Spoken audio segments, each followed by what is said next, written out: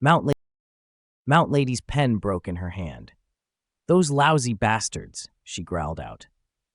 She'd been specifically mentioned as a country sap who wouldn't know good support equipment if it bit her in the ass.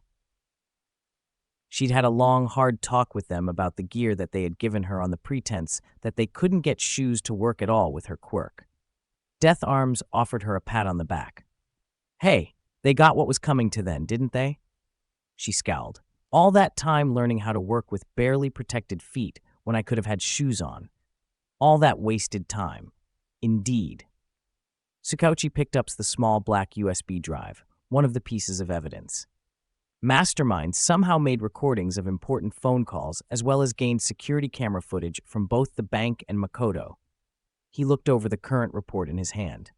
And somehow uncovered evidence that Bespin Cakes was associated with a group known as the Shi Hisakai, acting as another source of income for that group. The heroes shared a look between them. "So, he thinks he's OG Harima or something like that?" Tsukauchi just shrugged. "We're going to have to do more digging. What we do know is that Mastermind is an individual wearing potent support gear, most likely with an electrical quirk that powers it all." The door opened at that point. "Hold it," a familiar voice drawled out. Coming through the door, clean-shaven and in a suit, stood Eraserhead? "I thought you were doing something else for the investigation?" Death Arms asked politely. Eraserhead shook his head, muttering something about the situation being irrational. He then pulled out a laptop. "Please listen to what my boss has to say." The laptop was opened up, displaying a white screen with an N picked out in Gothic font. A distinct piano tune began to play. A voice started to talk, sounding distorted, androgynous, and scratchy. "Greetings, police heroes. My name is N, and I would like..." Detective Tsukauchi put a hand over his eyes. "Principal Nedzu, do you have to do this every time you get involved in a police investigation?" There was a brief pause. Then the principal of UA High popped out from the next room over. "Oh, let me have my fun. It's not every day that I get to play with a mind like Mastermind's." He hopped up onto a chair, gesturing Eraserhead to shut the laptop and pass it to him, which the hero obliged. "So, I'm glad to see fine heroes like yourselves up and about, trying to capture this villain." He turned to Mount Lady, something vaguely sincere in his eyes. "How are the boots treating you, by the way?" She nodded, a smile on her face. "They're treating me pretty well. You, probably shouldn't have had to add them on." He waved her off. "Nonsense. If there's a problem, then I'll just fix it. But enough about boots. I wanted to talk about this villain." His tone lost its chipper edge. "I've only had access to the recordings up until the last encounter. It was then that I was able to get Eraserhead out on patrol. After all, he does have the time for it now." Eraserhead twitched a bit, but didn't comment. "What I saw didn't impress me. He's an amateur. Even if he was a genius like Nedzu, he didn't really show it." Nedzu nodded. "Agreed. At this point, he's still learning. But that encounter was quite informative. I got a lot of data from those cameras I placed on your support gear, Eraserhead." "Wait, when did you?" Nedzu pressed a few buttons on the laptop, opening up a screen. "Here, I was able to confirm some of my theories just watching Aizawa fight him." He tapped the image. "From the past reports in this, I can confirm that this villain is indeed a genius, having built or developed most of this technology by himself. He has also been steadily improving his gear beyond just a costume change. And finally, I believe that our villain does not have an electrical quirk, but a less obvious one, potentially even one related to inventing or intelligence?" The other heroes and policemen sat there for a second. Then there was uproar. "Wait, not an electrical quirk? That can't be right. A genius? Are you saying that he's like you then? These devices you've planted in my support gear, did you remove them?" Nedzu waved them off, trying to calm them down. Please, allow me to explain my reasoning." He pulled up the image again. "I first supposed that Mastermind had built this equipment when I had a chance to examine it in older videos." He zoomed in on one example. "Look at the craftsmanship, the detail. This was not made by any of the typical villain support gear manufacturers." They craned their heads to see the image. Death Arms was the first to speak. "I don't see it." Nedzu shrugged. "You see, but you do not understand. I like to try and keep abreast of various villain tech patterns. I can recognize a manufacturer just from a few screws. But this one, wholly original.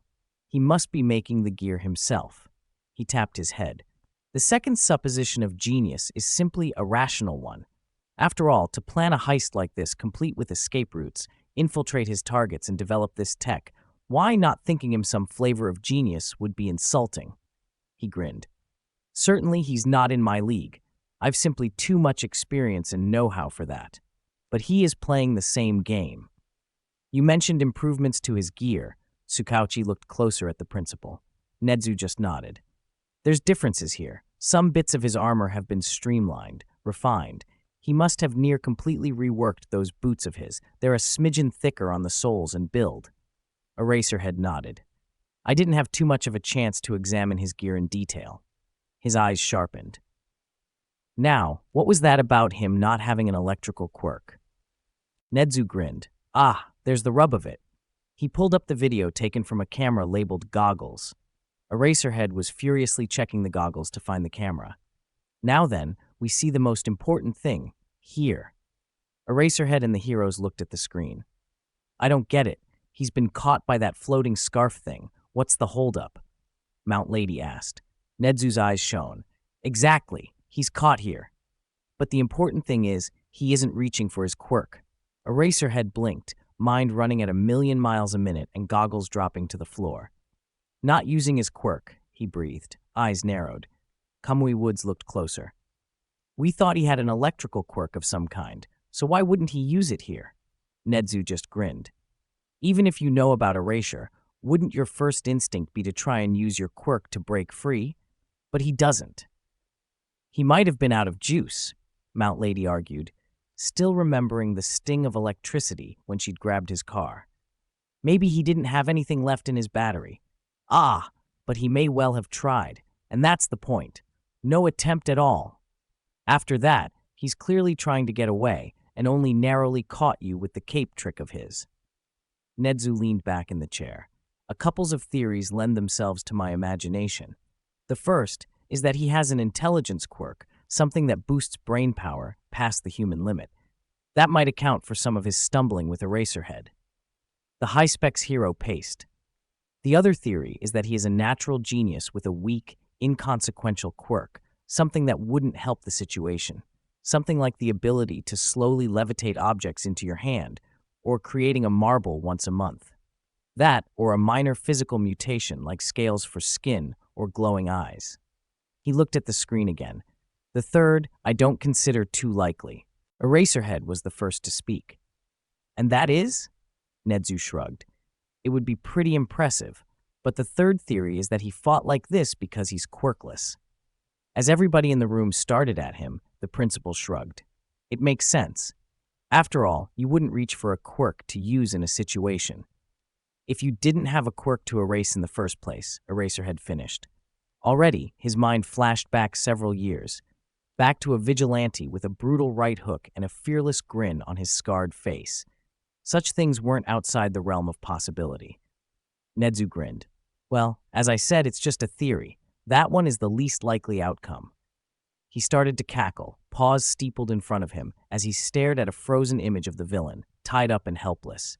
We won't know for sure until he next makes an appearance. Chapter endnotes.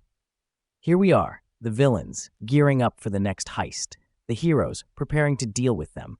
What is this nefarious group of rogues called? I don't know. I'm just the notes box. Next time, a daring heist and a team name reveal. Please comment, for I have to feed my family somehow. Issue 8, Heist Beginning Chapter Notes. See the end of the chapter for notes. 1 month ago. Self-defense classes? Inko asked, chopsticks hovering over her bowl of rice. Izuku, are you being bullied at school? Izuku shook his head frantically. No, nothing like that. I just, thought I should do something else. Since I'm going into UA's support course, I thought that maybe I should learn how to handle myself in a fight. Then I'll know what the heroes are looking for. Izuku. Inko laid her chopsticks aside and patted him on the back of the hand. You know you can talk to me. What happened? Izuku stopped talking. Well, Mom, I am the supervillain mastermind. I've been going out after school in a suit of armor with gadgets that I made myself. I've fought pro heroes and am working with other villains, and recently I got beaten up by the underground hero Eraserhead and realized that I need to learn better fighting techniques," was not what he said. Instead, he said, "Well, I've been doing all of those part-time jobs, right? And I started a new one just a few days ago." Inko nodded. "And I'm so proud of you for finding work like that, even if it's only for a short time." She shot him a warm smile. "You've got your studies to keep up after all." Izuku nodded. "Right, yes. So, earlier today, got into a fight. Some jerk chased me down and, oh, Izuku, you should have told me. Are you all right? You're not hurt or anything?" Inko frantically looked over her son. Izuku waved her off. "I'm all right, Mom. I ran away. But," he looked down, I'd like to be able to stand up by myself. So I talked with my coworkers about it, and the place I'm working offers a self-defense course for employees. It's just part of the job." Inko checked him over once again. "Oh, honey, that's great. Just don't worry your poor mother with a story like that again, okay?" She patted him on the arm, tears building in her eyes. "I'm being serious. Are you sure you're all right?" Izuku nodded. I'm fine, Mom. I've got some really good friends out of it, even though I haven't known them for very long. We had cake." Inko nodded. "That's so nice. You'll have to introduce me to these friends of yours sometime. I'll have to thank them for being so kind to you." Izuku nodded, spearing a piece of fish with his chopsticks. "Well, it'll probably be a while before that happens. People are busy with work and all that." So they finished their meal, chattering about their day, about the work they had done, and what other people had done with their day. When all is done, Izuku helped Inko wash the dishes, trying to get his mother to use the newer inventions for speeding up the dishwasher and being gently rebuked. Once that was done, Izuku went to do his schoolwork, and then to the lab. Looking over his gear, he sighed. "Well, I've got some basic ideas for support gear for myself and my partners in crime. Guess I'll have to hit the beach again." There were plenty of spare parts, and he'd managed to get the forge in. Izuku checked over his blueprints, checking for his pen. A few preliminary sketches were going to be needed. But he'd need more specific information on their quirks and their preferences. But what about his own gear? Oh, he had a couple of upgrades to do, a new cloak to make, and maybe something seriously flashy. Midoriya scoured through his old research materials. It had to be something major, something impressive, something that he could use in the future afterwards. His eyes passed over something in an old comic. They widened. "Yes!" he breathed. "Yes! Yes!" He hurried back over to his desk, pen in hand. Some furious sketches later, and then he returned to the scrap and forge he had managed to hide in the basement. He picked up a couple of tools and turned on the sound dampeners. Time to get to work. Now, okay, let's suit up. Mastermind stood in front of his new workbench in Gentle Criminal's lair, covered with a dust sheet. The rest of the villains looked on with bated breath. Getting improved support equipment from an up-and-coming maker? Too good to be true. Ladies and gentlemen, behold. With a flourish, Mastermind pulled off the dust sheet, showing off his gear to the rest of the villains. "Your new support gear." Each villain blinked. "Wow," Golden Grin spoke first. "My shit looks awesome." Mastermind grinned. "As for my own gear, I've been upgrading it as well." It seemed that he grinned, showing off his massive cloak, now with a dark red trim on the edges. "The heroes won't be able to stop us with this gear now." Thunder roared in the room, each other villain grabbing their personalized gear. The Kiyoshi Mall was a bustling place, filled with families and people going to buy clothes, food, or just use the bathroom. There was a general sense of cheer as people just went about their weekend business. A large jewelry store was doing a reasonable trade, people coming back and forth. Until suddenly, the music playing over the speakers cut out, glitching and screeching. Then, a large puff of smoke originated from just in front of the jewelry store, blinding passers-by. When it cleared, there stood a trio of villains. One was the somewhat well-known Gentle Criminal, his gentlemanly suit now flapping in a non-existent wind and a monocle in his right eye. He even had a new cane made, with a purple head. The other one, they didn't know, a tall man in a yellow overcoat and a blank white smiling mask and top hat, gesturing good naturally with his cane. But the third was more well-known, even if he had only been around for a month or so.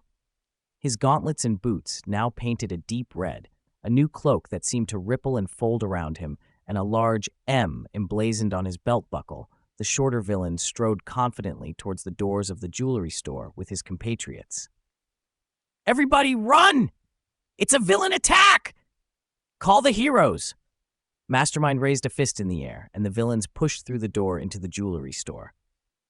The attendant trembled. The taller man tipped his top hat. "Good day, madam." "We are terribly sorry about this," Gentle Criminal continued, looking to Mastermind. "Please stay calm, for the brilliant Mastermind." Thunder roared, causing the cashier to jump, "and his partners in crime are robbing this jewelry store." "Midoriya!"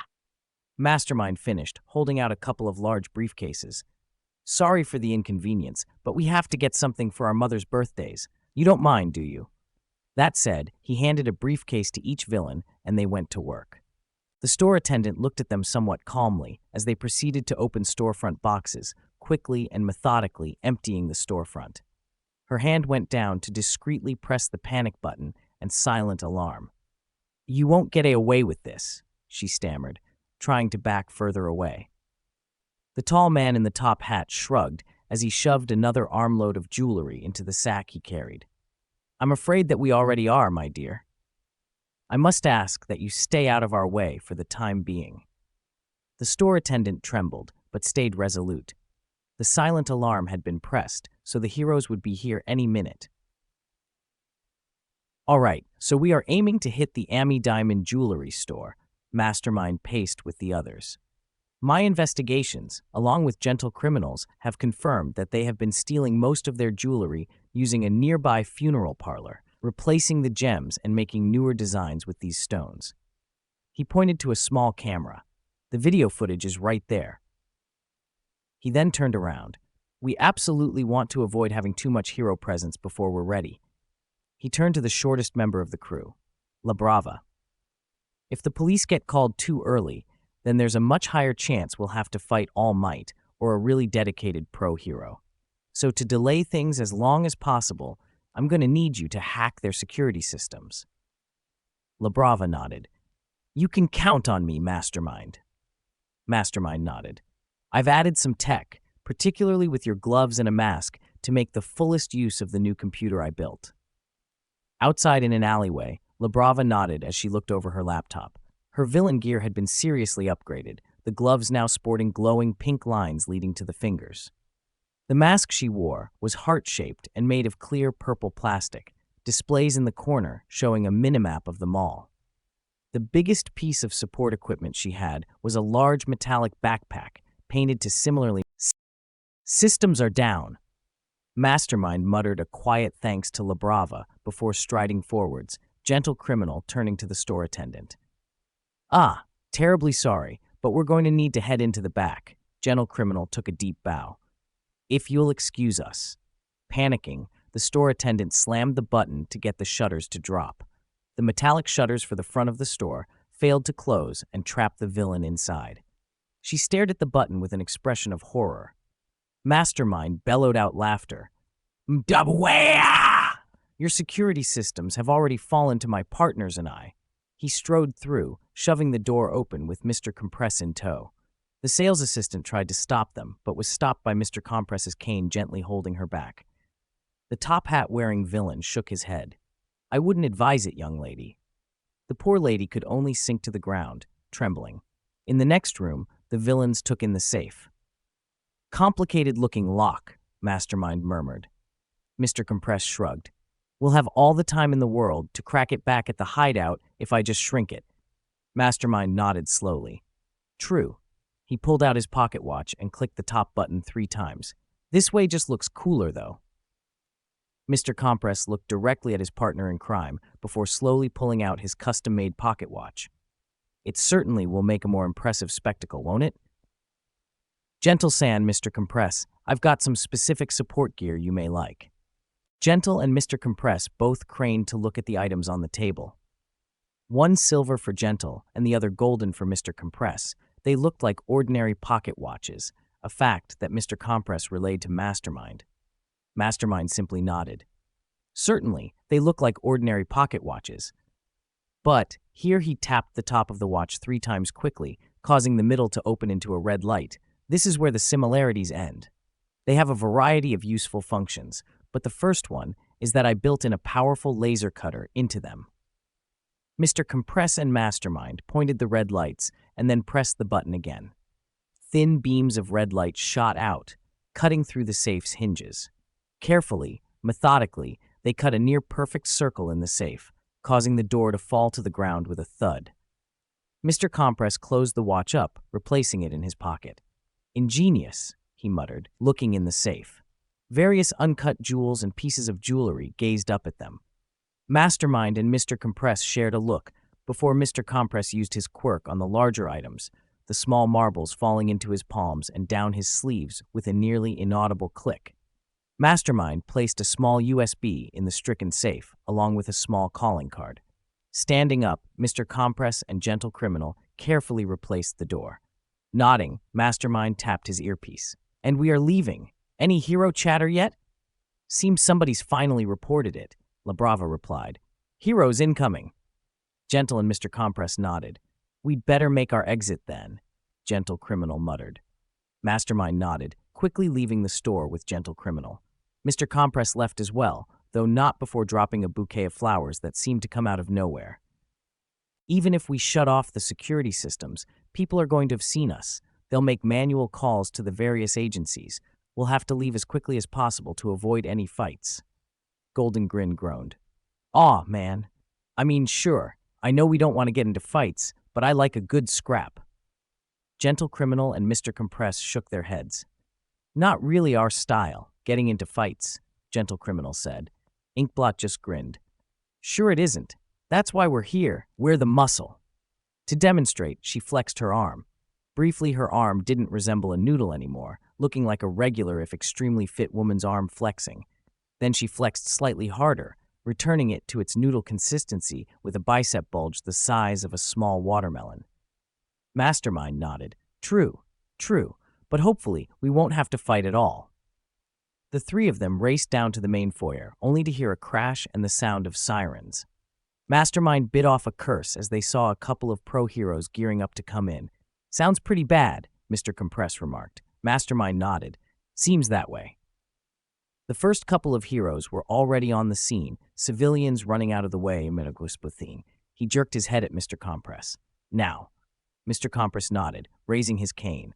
A press of the head, and the heroes swung to the side, concerned shouts as a marble-sized projectile shot at them. It then burst apart in a puff of smoke, revealing.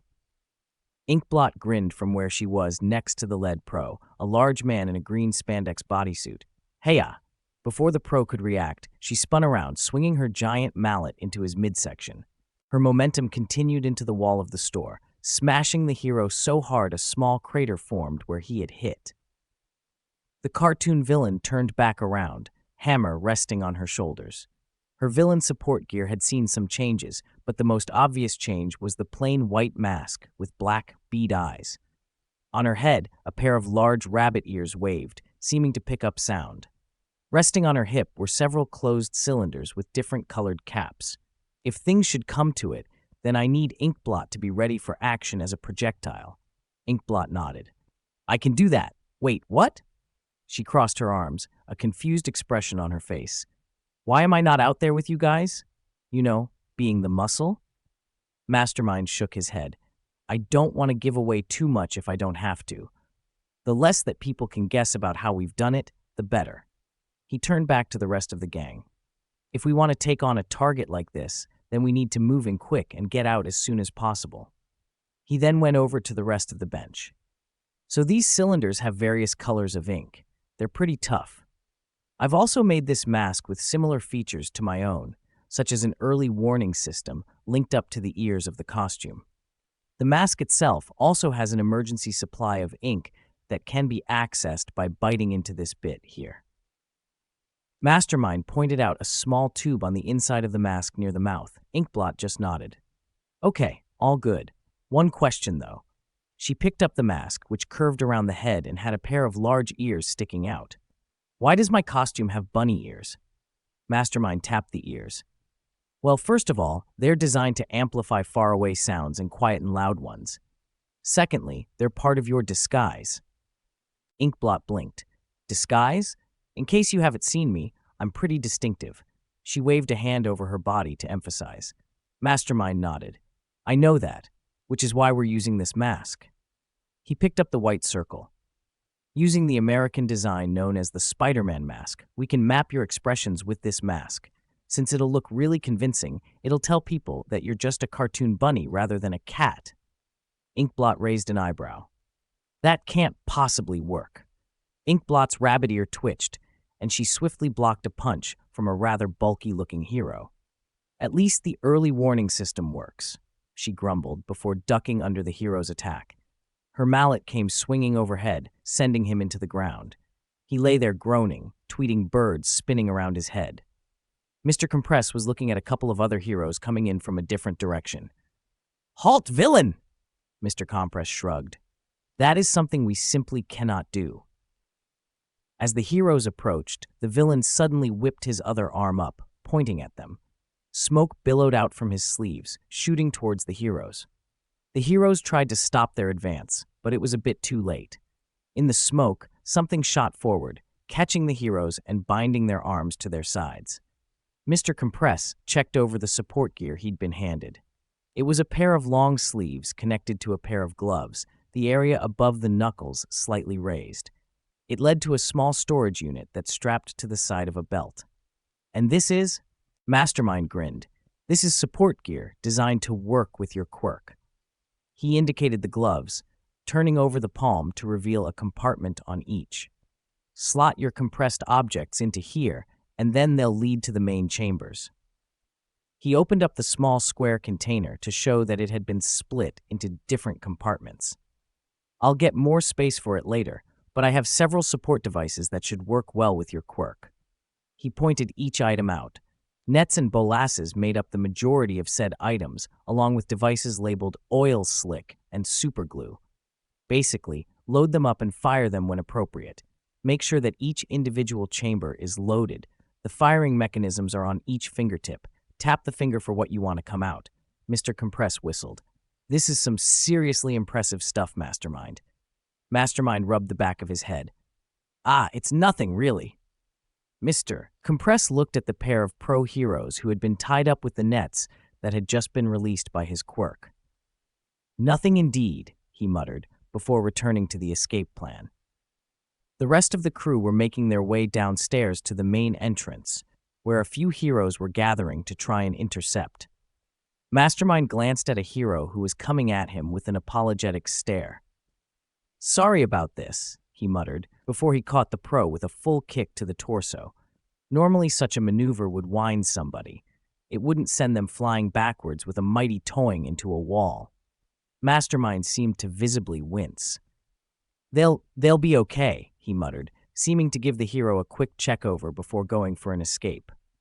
Inkblot stared at it a bit before shrugging. Pretty nasty to build a capacity like that into your armor, she muttered, running ahead to try and block some of the heroes. Gentle Criminal bounced ahead with her, tapping the head of his cane. The end of it sparked with electricity, and he took a swing at a hero that was leaping in. The hero naturally dodged. You'll have to try harder than that, villain. Gentle Criminal's eyes narrowed. I do so abhor violence. He took his cane up again, but it is sometimes regrettably necessary. He swung his cane again, the hero dodging such a straightforward attack. Ha! As I said, the hero was cut off when the swung cane suddenly wobbled to the side, striking the hero in the side and causing electricity to spark through him. The hero screamed in pain for a short while before collapsing. Gentle Criminal looked over at the other heroes, writhe cane wobbling in his hand. Gentle Criminal, I have for you a new cane. Gentle Criminal looked over it. The new cane now had a metal tip to the end and was slightly longer than what he had used before, as well as a different top. Mastermind picked up the cane, carbon core with some electronics built in. By pressing this, he pushed in a tip at the head, causing the cane to light up with electricity. You have a powerful stun baton. It'll put most heroes out of commission somewhat painlessly. Gentle Criminal nodded, picking it up. It's really well done, he murmured. Mastermind nodded. I've also made you a monocle. It's linked up with La Brava's computer, allowing her to identify heroes and keep you up to date with them. As for the cane, I thought that you should use it with your quirk. Gentle Criminal blinked. My quirk? Mastermind nodded. I mean, it's only the gentlemanly style. So, you could make it really bendy, or stretch it to whip out. I dug up some old works. On a gentleman's martial art known as bartitsu, I also got some pointers from the French can de combat and more modern cane styles. I think it would help you and Mr. Compress as well, give you more options to defend yourselves without necessarily using your quirks. Gentle Criminal blinked, looking over the cane and the small list of manuals that Mastermind had added. This is incredible, Mastermind. Thank you from the bottom of my heart. He bowed, causing the shorter villain to start waving his hands around and trying to get him to stand up. Gentle Criminal readied his cane again. Gentle. Curve. He thrust his cane forwards, the solid body wobbling backwards and forwards in an unpredictable fashion, causing the heroes to back up. The 4 other heroes watched warily as the villains continued to come to the doors, ready to do what they could to buy time. The rest of the civilians in the shopping mall watched with bated breath as the villains seemed to regroup. Mastermind seemed to clear his throat. Well, heroes, here we are. Unfortunately, you will be unable to stop the devilish machinations of Mastermind. Crackathum. And the 4 villains suddenly struck a pose.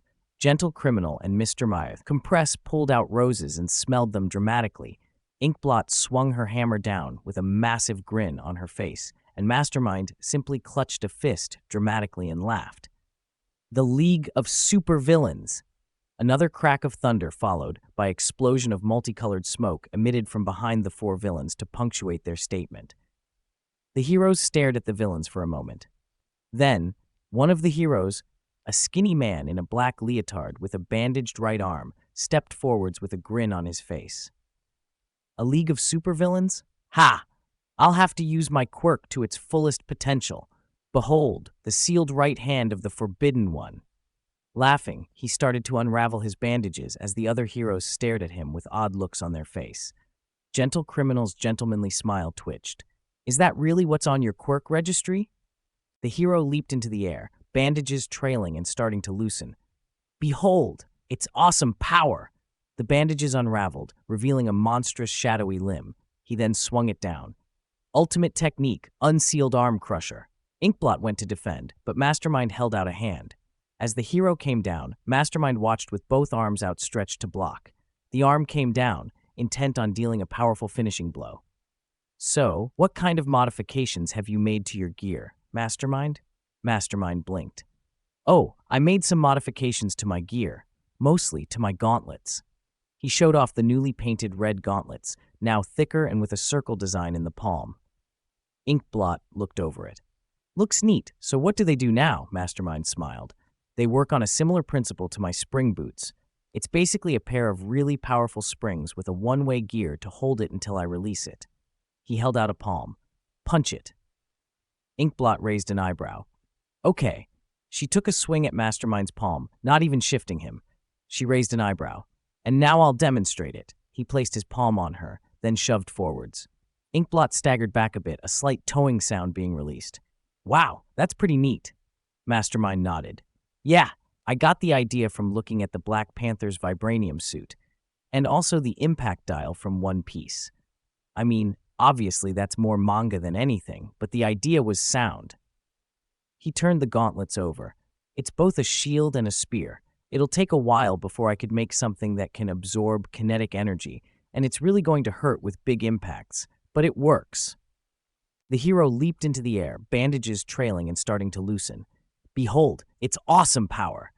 The bandages unraveled, revealing a monstrous shadowy limb. He then swung it down. Ultimate technique, unsealed arm crusher. Inkblot went to defend, but Mastermind held out a hand. As the hero came down, Mastermind watched with both arms outstretched to block. The arm came down, intent on dealing a powerful finishing blow. So, what kind of modifications have you made to your gear, Mastermind? Mastermind blinked. Oh, I made some modifications to my gear, mostly to my gauntlets. He showed off the newly painted red gauntlets, now thicker and with a circle design in the palm. Inkblot looked over it. Looks neat. So what do they do now? Mastermind smiled. They work on a similar principle to my spring boots. It's basically a pair of really powerful springs with a one-way gear to hold it until I release it. He held out a palm. Punch it. Inkblot raised an eyebrow. Okay. She took a swing at Mastermind's palm, not even shifting him. She raised an eyebrow. And now I'll demonstrate it. He placed his palm on her, then shoved forwards. Inkblot staggered back a bit, a slight toeing sound being released. Wow, that's pretty neat. Mastermind nodded. Yeah, I got the idea from looking at the Black Panther's vibranium suit, and also the impact dial from One Piece. I mean, obviously that's more manga than anything, but the idea was sound. He turned the gauntlets over. It's both a shield and a spear. It'll take a while before I could make something that can absorb kinetic energy, and it's really going to hurt with big impacts. But it works. Mastermind nodded, pressing a button on his gauntlet. Golden Grin raised his hand. Okay, but how are we going to get away? That little car of yours won't seat us all. Mastermind turned to him. Golden Grin, you can drive, yes? Golden Grin shrugged. I mean, I can? I'm on my L's. Mastermind nodded. The car doesn't have to seat all of us. Mr. Compress could shrink us down. Would it be comfortable in those little balls? Mr. Compress shrugged. Never been inside them, but they're not too uncomfortable if Inkblot is accurate. Inkblot nodded, a slightly uneasy look on her face. Yeah, it's not the most comfortable experience, but at least it isn't too claustrophobic. Mastermind shrugged. Well, it'll have to do. So I just thought, what if we made it look like Mr. Compress didn't have compression as a quirk? The other villains looked at him as he continued. What if we made it look like he had a warping quirk? Stitch looked at him. That'd be pretty difficult. It's going to be obvious that they're coming from tiny marbles. Mastermind just nodded. But if we use some pyrotechnics and smoke machines, then we can cover up the marbles and the compression. La Brava finished. Meaning that most people will assume that it's a warping quirk that manifests in a burst of smoke. Mr. Compress pulled on a smiling mask. Well, that level of prestidigitation to fool heroes and onlookers alike, he laughed. I haven't heard of anything that would be more amusing. Perfect, Mastermind nodded. So I'll equip your gear with some smoke machines. That'll only take a day. Going back to the plan, we'll have Golden Grin as our backup driver in the Mastermobile. Gentle Criminal looked at the younger supervillain. Are you sure that's wise? Mastermind waved him off. Driving's easy, and besides, it's an automatic. Golden Grin sighed. That's a weight off my mind. The heroes heard the revving of an engine. Before they could properly react, the dark green Mastermobile came tearing out of a side alley, a villain in a black and yellow mask driving it. The bottom half of his mask, a transparent golden bubble, had been painted with sharp teeth. Yeah! Grand Theft Auto! The villain yelled, spinning the vehicle near to the other villains. Mr. Compress nodded. Now then, Inkblot, Gentle, let's return to base. He spun around, a massive burst of smoke suddenly bursting around them. When the smoke cleared, only Mr. Compress remained. He turned to Mastermind. Let us away! The heroes charged at the car, but the villain there seemed to narrow his eyes. Oh no, you don't! As they came in, a glow of light suddenly came from his mouthpiece. The heroes tried to back up, but it was too late. A searing beam of golden light shot from his mouth, hitting the ground under their feet and sending them flying through the air. Gotcha! He crowed. Then he checked the area behind the flying heroes, and he froze, hand flying to his mouth. Oh! Golden Grin looked over the black and yellow helmet. Nice one, Mastermind, and you even kept my trademark smile. Mastermind nodded. I made this piece of gear pretty efficient. The mouthpiece is designed to help focus your blasts, as well as prevent excess energy from coming out. Golden Grin turned it over in his hands as Mastermind continued. The main helmet here is designed to prevent light exposure from affecting you too much. It automatically darkens so that you aren't blinded. If you put it on... He pulled the helmet over Golden Grin's head to demonstrate.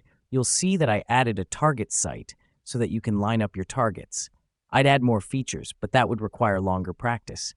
The helmet's also got a built-in radio so you can keep in tabs with us and La Brava. Oh, and the bottom half works as a gas mask as well. Dude, Golden Grin pulled the helmet off so that he could make direct eye contact. If you were a girl, I'd kiss you. Eraserhead had just ran onto the scene when the explosion happened. He'd been patrolling in the ward when he'd gotten word that Mastermind was robbing a jewelry store in the mall. He'd been slightly tied up with a villain attack and had had to resolve it quickly. Running over, he'd been keeping up to date on the information that the pros on the scene had relayed. Apparently, Mastermind was working with Gentle Criminal, no surprises there, a cartoon bunny woman, more surprising, and a villain with some kind of warping quirk, a real surprise. Those quirks were worth a huge amount.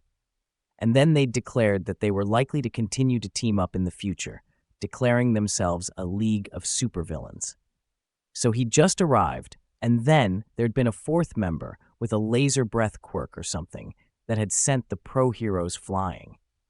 The only problem was that there were still civilians crowding around outside, police and other heroes trying to keep them back.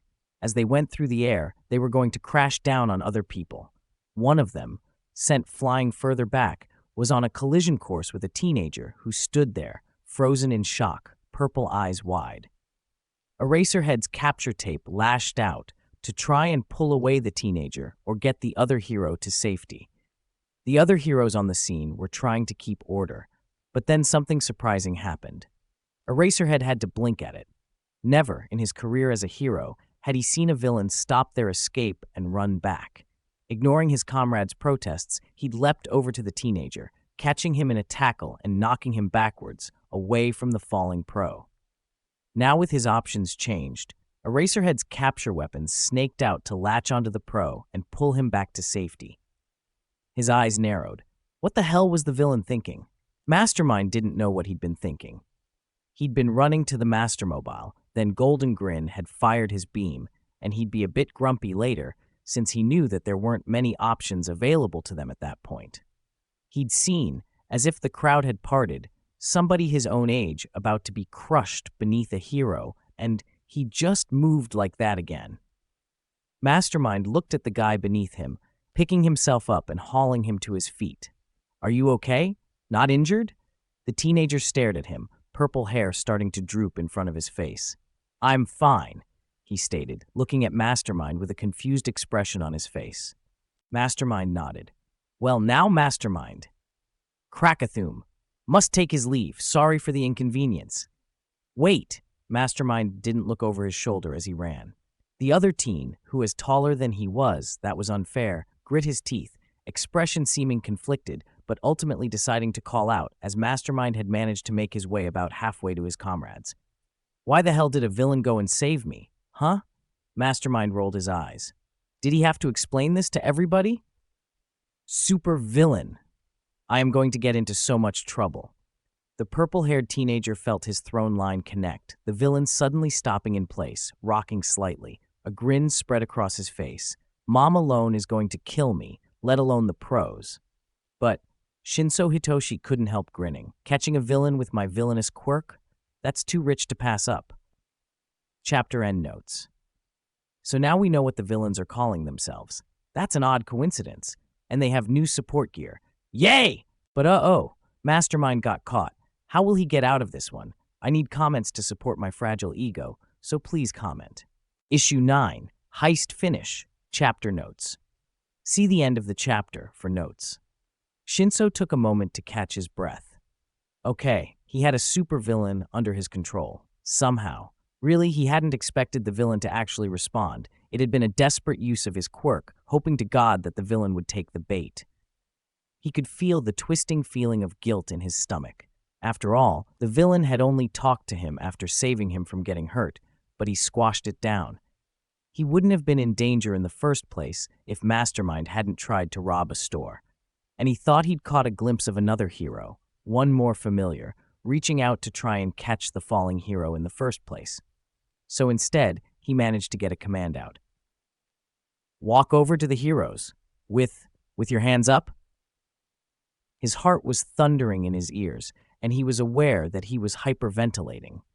He was pretty sure that he was covered in enough sweat to fill a pool. but he couldn't help but grin ear to ear. He'd done it. He'd used his villainous quirk to take out an actual villain. And sure, he was going to catch hell for it from both pros and parents, but at least he could hold his head high and say that he'd actually acted something like a hero. Maybe that'd get people to shut up about his quirk only being good for villainy. Slowly, the villain turned around, raising his hands in the air with stiff, robotic movements. Then, he started walking towards the heroes. The pros looked at each other, still unsure of what to do, carefully starting towards the villain in case it was a trick. Murmurs broke out around in the crowd. Wow, seriously? This has to be a trick of some kind. Sure, the guy's a moron, but he can't be that dumb. Wait, did that kid use his quirk or something? Shinso let out a breath. This was okay. The heroes were going to get the villain. Nothing could go wrong. A few minutes earlier, La Brava had pulled off most of her villain gear when she heard the commotion out in the crowd. With a small groan, she watched the crowd shift, trying to squeeze through without being trodden on. Idly, she slipped her mask back on, checking the feeds again. Mastermind had left a few things in the prototype stage due to working on 5 sets of support gear at once. She'd been really hoping that he could get the drones equipped with cameras so that she could get better shots of Gentle and her friends. La Brava stopped, near the edge of the crowd. Around her, people weren't paying attention, their eyes on the action in front of them. She was beneath their notice, literally. Her head was spinning, thinking it over. Friends, that was something new. Back when she'd been plain old Manami Aiba, she'd never had friends. Nobody had really wanted to talk to the short girl with a love quirk. People thought she was freaky or weird, and well, she was woman enough to admit that she could get a bit stalkerish regarding her love interests. She'd tracked down Gentle Criminal, had covertly snuck video of him sleeping, had even dressed like him. But then they'd met Mastermind, and things had changed a bit. Meeting with the other villains had been different as well. There'd been something resembling a kinship there.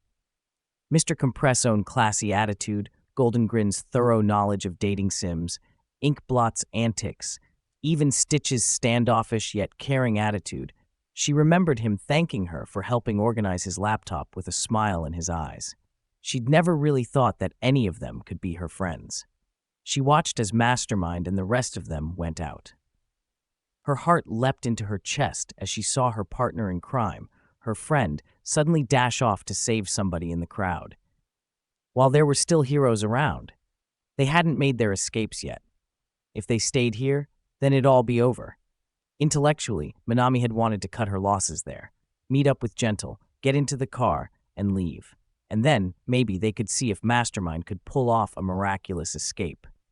But then she saw him, just as he was running away, suddenly halt, like a marionette that had had its strings cut. La Brava's felt her heart stop at the sight. That was nothing like the villain she knew. La Brava checked over the improved gear that he'd given her. This is, wow. Mastermind just nodded. Well, it's nothing, La Brava. It's not complete yet, but I was hoping to do something like Sombra from Overwatch with your gear. You know, a virtual keyboard thing? La Brava sniffled. There were slight tears in the corners of her eyes, and Mastermind noticed. Ah, are you okay? Is it not good enough? Did I get the measurements wrong? La Brava shook her head. I am fine. It's just, this is one of the nicest things that anybody's done for me. Mastermind paused in his fussing to tilt his head slightly. La Brava continued. I mean, it's nice, but is this only if we work with you? Mastermind looked at her strangely. What made you think that? This is all for you guys. La Brava looked up at him, sniffling stopped.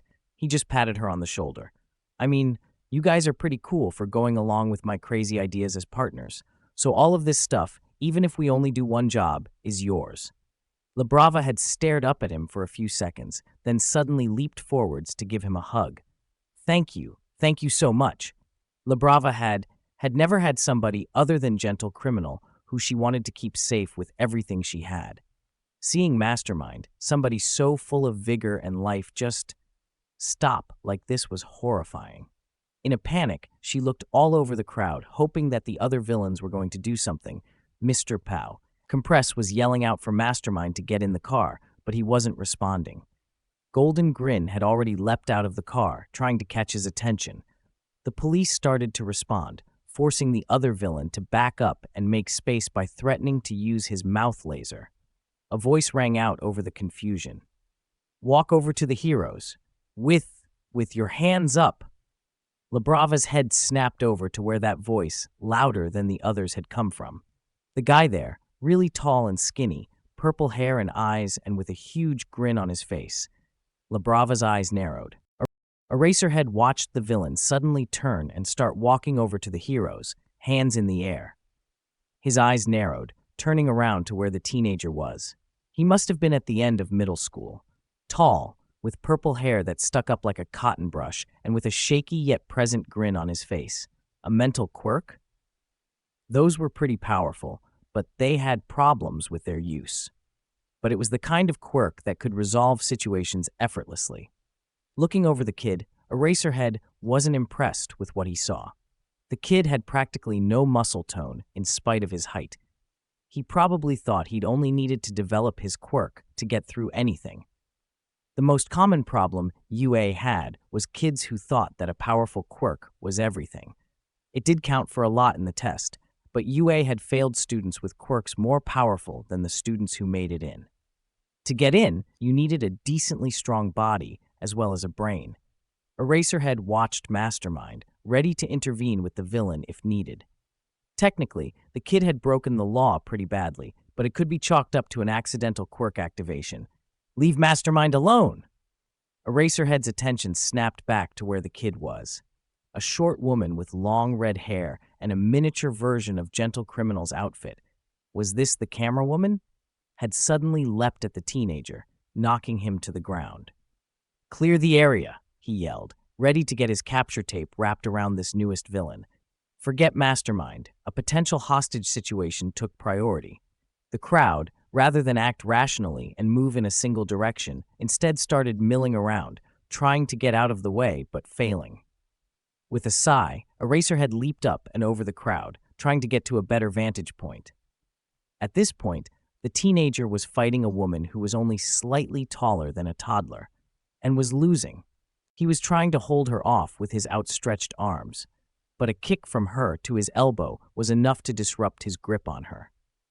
She fell on his chest with a roar, forcing him to put his hands in front of his face to try and shield himself as she furiously wailed on him with both fists, not doing much damage, but preventing him from getting up. From what Eraserhead could see, his expression was a mixture of incredulous and stressed. The woman wore a mask that was made of what looked like pink plastic, hiding her features. The teenager tried to throw a punch, only for the smaller woman to slap it away to continue to try and punch him. "Let him go. He's my first friend." Eraserhead wasn't sure what her quirk was, but he had to be careful. Erasure, in effect, being careful to not look at the teenager, he quickly wrapped the smaller woman in a cocoon of his capture weapon. "Stand down, villain, if you surrender." Mr. Compress was a lot of things. A magician, a thief, the great-great-grandson to one of the greatest villains of all history.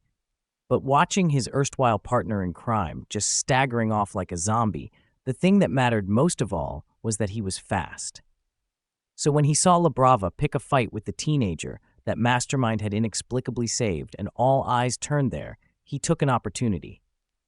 The greatest acts of magic didn't happen when everybody could just see what happened. A moment of distraction, making all eyes on the scene shift if only briefly, and there you had it. Magic. So he dashed over to Mastermind, watching as Golden Grin kept the heroes at bay with another blast of mouth laser. He grabbed Mastermind roughly by the arm to do his signature trick, smoke machine activating with a press of the button. Mastermind hissed in pain, and suddenly he stopped walking, arms dropping down. Mastermind felt like he'd just woken up from a deep sleep. Where? He focused on Mr. Compress, who was gripping him by the arm. "Hey, what? Ah!" he hissed. That impact redirection had really done a number on his arms. If not for his fingers moving, he would have thought they'd been broken. Mr. Compress looked at him. You're back." Mastermind looked at him with a tilt of his head. "What do you mean? Back? I was just telling the guy I saved that I was a supervillain when..." That's not important right now. It looked, Mr. Compress swallowed. You were moving like a zombie or something. Mastermind's mind ran 1,000,000 miles a minute. A brainwashing quirk? But none of the heroes here have a... They were cut off when a hero came through the smoke with a flying kick, yelling a battle cry. Mastermind had to duck and let Mr. Compress hit the intruder with his cane. Right.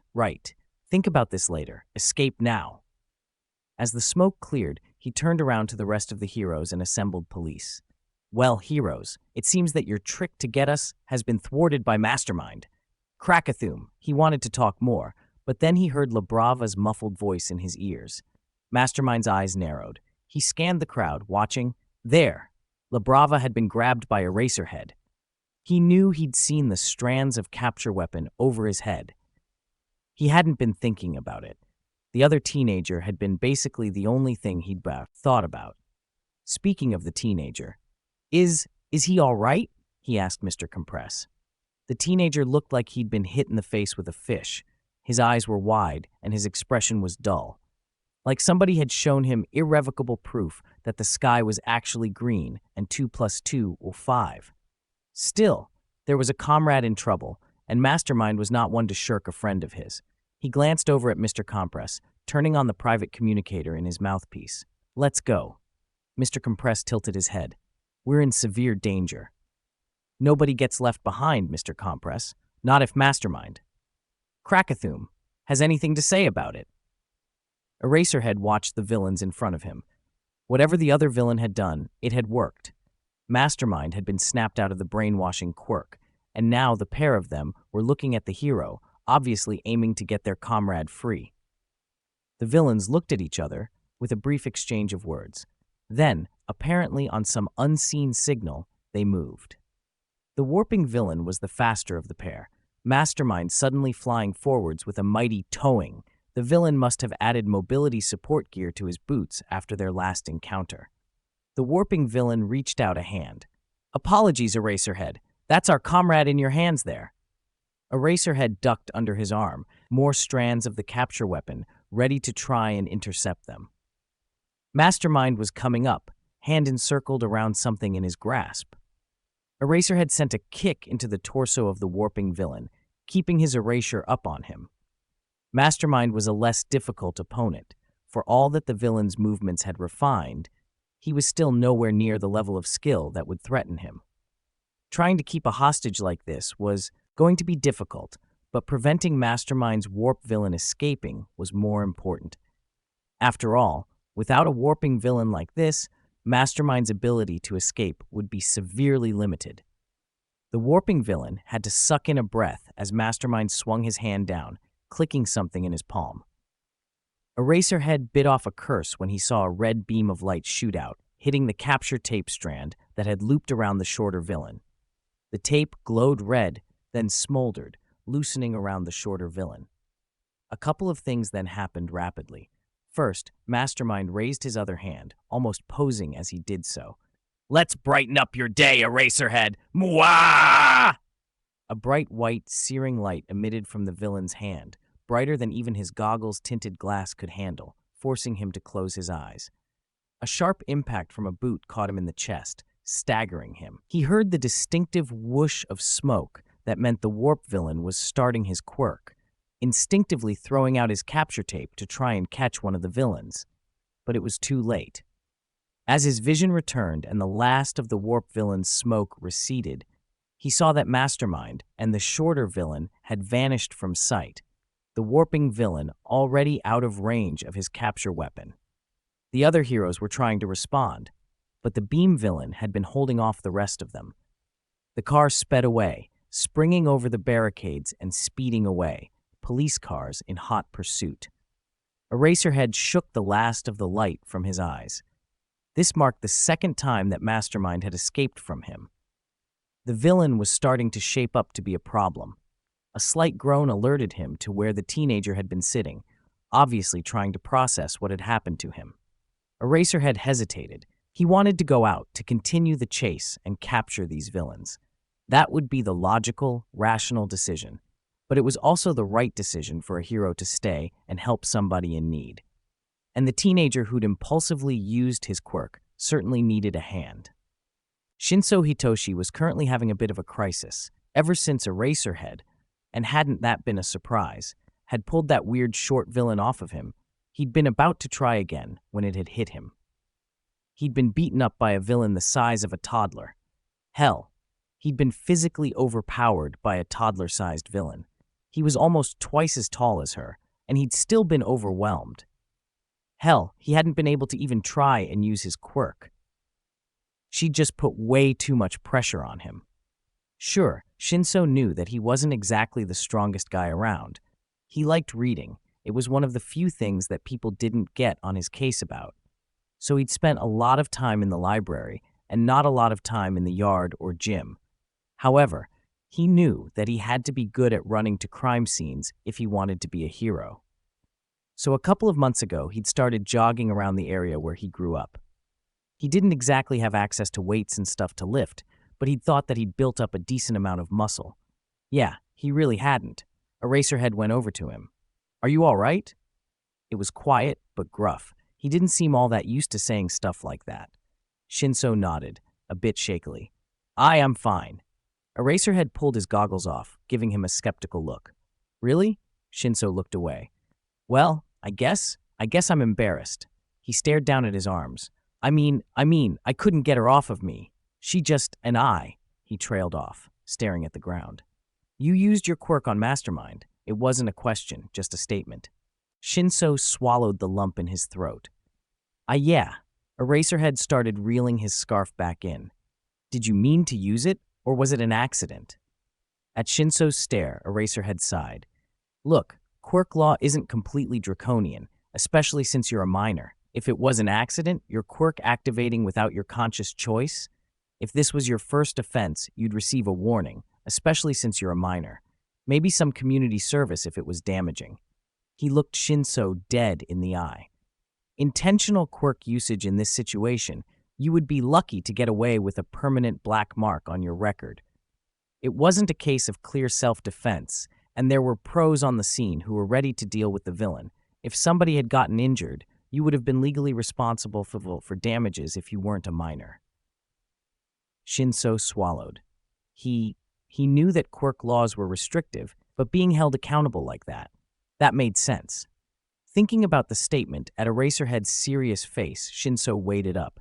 He could just lie, say that it wasn't intentional, that it was an accident that he'd tried to capitalize on, get off with a slap on the wrist. Shinso swallowed again, clearing his throat. Looking at Eraserhead, Shinso weighed it up. He could lie about it. But to Eraserhead, to any of these actual heroes, or to the police who were actually trying to keep people safe? No. Shinso closed his eyes, took a deep breath. "I used my quirk on purpose. It wasn't an accident. I just wanted to help." When he opened his eyes, he could see the hero's expression lighten. "I thought so, but I'm glad to hear you admit it." Shinso let his breath out as the hero looked him in the eye. "What's your name, kid?" "Shinso." "Shinso Hitoshi," he managed to get out in a pained squeak. The pro nodded. Shinso looked down at his feet. "I've thrown away my chance of getting into a hero school, haven't I?" Eraserhead knelt down to look him in the eye. "You want to be a hero?" Shinso swallowed, nodding. I guess it's a dream of mine, getting to help people. That'd be pretty cool." Eraserhead shrugged. "You weren't able to fight the girl off, though." Shinso bit his lip. He'd been pretty pathetic, hadn't he? "If I'd been just a bit stronger." "You could have won?" Eraserhead cut him off. Shinso looked at the hero with wide eyes as he continued. "Maybe if you'd been more skilled and could handle yourself in a fight better, things might have turned out differently. But they didn't." He poked Shinso in the arm. "If you want to be a hero, you're going to need to work out more. It's not enough to have a strong quirk if just anybody can beat you in a fight." Shinso actually pushed himself up at that. "I know that." He then clapped his hands to his mouth. He just yelled at Eraserhead. He shook himself. There was time to worry about that later, because it really hurt to know that his quirk hadn't been enough. Had he really been trying to get in UA if he couldn't fight without it? Eraserhead looked at him levelly. "So, you couldn't fight her off, and you say you want to be a hero?" He stood up, looking down at Shinso. "You lost today. What are you going to do?" Shinso glared up at him, purple eyes meeting black. What am I going to do? It almost hurt to say, but he knew what he needed. I'm going to get stronger. He pushed himself up, getting closer to the underground hero, pointing a finger at him. I'll go to a gym, or I'll get some weights, or sign up for martial arts or something, but I'm going to get better. The Erasure hero's face split into a menacing grin. Good answer. Shinso stood there, panting. Hearing that from an inspiration of his, it was a dream come true. He winced. Fat lot of good it would do him, though. Eraserhead. One of the police officers came over to them, the hero looking him over. The police officer looked at Shinso with a sympathetic eye. Regarding this young man's quirk use, Shinso closed his eyes. Well, his heroics dream had been nice while it lasted. This whole incident, it would probably go on his permanent record or something, would be about par for the course for somebody with a villainous quirk like him. Eraserhead nodded, minutely. I've interviewed him. Regarding Shinso-kun's quirk usage, Shinso screwed his eyes up tighter. This was it. It was an accidental usage. Shinso's eyes shot open. The police officer looked at Eraserhead. Are you sure? Eraserhead nodded. Positive. Shinso looked between them, head whipping back and forth. No fucking way. Shinso-kun was startled by a known villain coming at him. His control of his quirk slipped, and when he'd caught himself, he saw a chance to help the heroes. The police officer looked between them. Shinso somehow found it in him to just give a shaky nod. The officer sighed, making a note of it. Well, if that's the case, young man, we'll leave it at a warning. If this happens again, then there will be more serious consequences. He tipped his hat. Take care. Shinso watched the police officer go. When Eraserhead turned away, he gasped, letting out a breath he hadn't realized that he'd been holding. How? What? But you, he tried to speak, the words tumbling over themselves as he tried to put his thoughts in order. Eraserhead just looked him in the eye. You don't have zero potential to be a hero. His dark eyes bored into Shinso's eyes, narrow to Shionso's wide. Don't waste it. As Eraserhead turned to go, all of the nervous thoughts and energy in Shinso's head collected, bounced off of each other, creating mental sparks. Eraserhead lied to a police officer. Eraserhead thinks that I've got a chance to be a hero. I technically lied to a police officer. Mom is going to kill me. I have no real idea of how I'm going to get stronger. All of these collided in his head. The pro-hero had just taken a step when Shinso, mind racing and bystanders already leaving, found that he was moving forwards, grabbing the underground hero. Eraserhead stopped and turned around. What? Shinso sucked in a breath. Could you train me? Eraserhead slapped his hand off. Absolutely not. I have students to deal with already. Please. Eraserhead stilled. Shinso kept talking. It's selfish of me to ask, I know. You already helped me so much. But you're the first. You're the first person outside of my dad and my cat who actually listened to me, who really thinks that I have a chance. Shinso felt his eyes pricking with tears. He'd been about to cry before, so there they were, about ready to cause a flood. Please, I'm begging you, train me. I can't justify it. He shook and sniffed, tears pouring down his face like a miniature waterfall. It's a half-baked hero dream, but please help me make it real. Eraserhead stood there, still as a statue as Shinso slumped like somebody just out of his quirk. He was spent, drained dry. For a few moments, there was no sound of sirens or the murmurs of pedestrians going back to their routine. Then the underground hero sighed. Show me. Shinso looked up, tears pouring down his face. What? Eraserhead's eyes flashed red. Show me your cat, now. With shaking hands, Shinso pulled out his old battered phone case, its cover with a stylized cat on it. He tapped in the passcode, scrolled to his photos before pulling up the entire gallery of Hero, the tortoise-shell cat that had shown up. He handed his phone over to his favorite hero. Eraserhead scanned through the photos, expression unreadable. Then, he pulled out a piece of paper, wrote something on it. He handed the paper and phone over to Shinso, then sighed. Meet me at this address tomorrow. If you're late, no second chances. Chapter end notes. So here the heist finishes. Is it entirely realistic? Probably not, but it's amusing.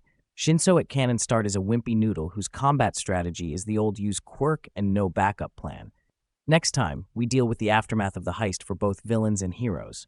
Comment. for I cannot live without them. Criticize. Issue 10. Wrap-up. Chapter notes.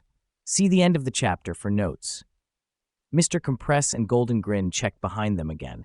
They couldn't hear any sirens or see any other heroes. They'd had to take several extreme maneuvers and even used some of the car's other features like the smokescreen and deployable tacks. It seemed that they were alone. Did we lose them? Golden Grin asked. Mr. Compress nodded. It seems that way. From his pocket, he pulled out 4 marbles.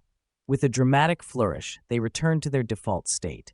Inkblot was leaning on her hammer, while Gentle Criminal and La Brava shared a hug.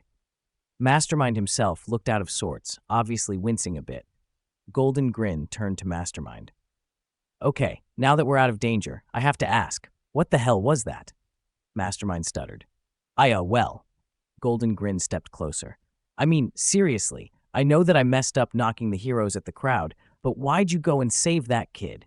Not that that wasn't the moral thing to do, but Eraserhead or whatever was there. So why? Because if I was the kind of person who'd stand by and let people get hurt because of us, then I wouldn't be the villain you all agreed to work with. Mastermind retorted, voice losing most of its affected tone. He continued talking. I'm a supervillain, like I said, and well, I saw that he was in danger. I wasn't thinking, I just moved. Golden Grin and Mr. Compress shared a look. It's not a bad thing to want to help people, Mr. Compress began, but we were in the middle of escaping from the heroes.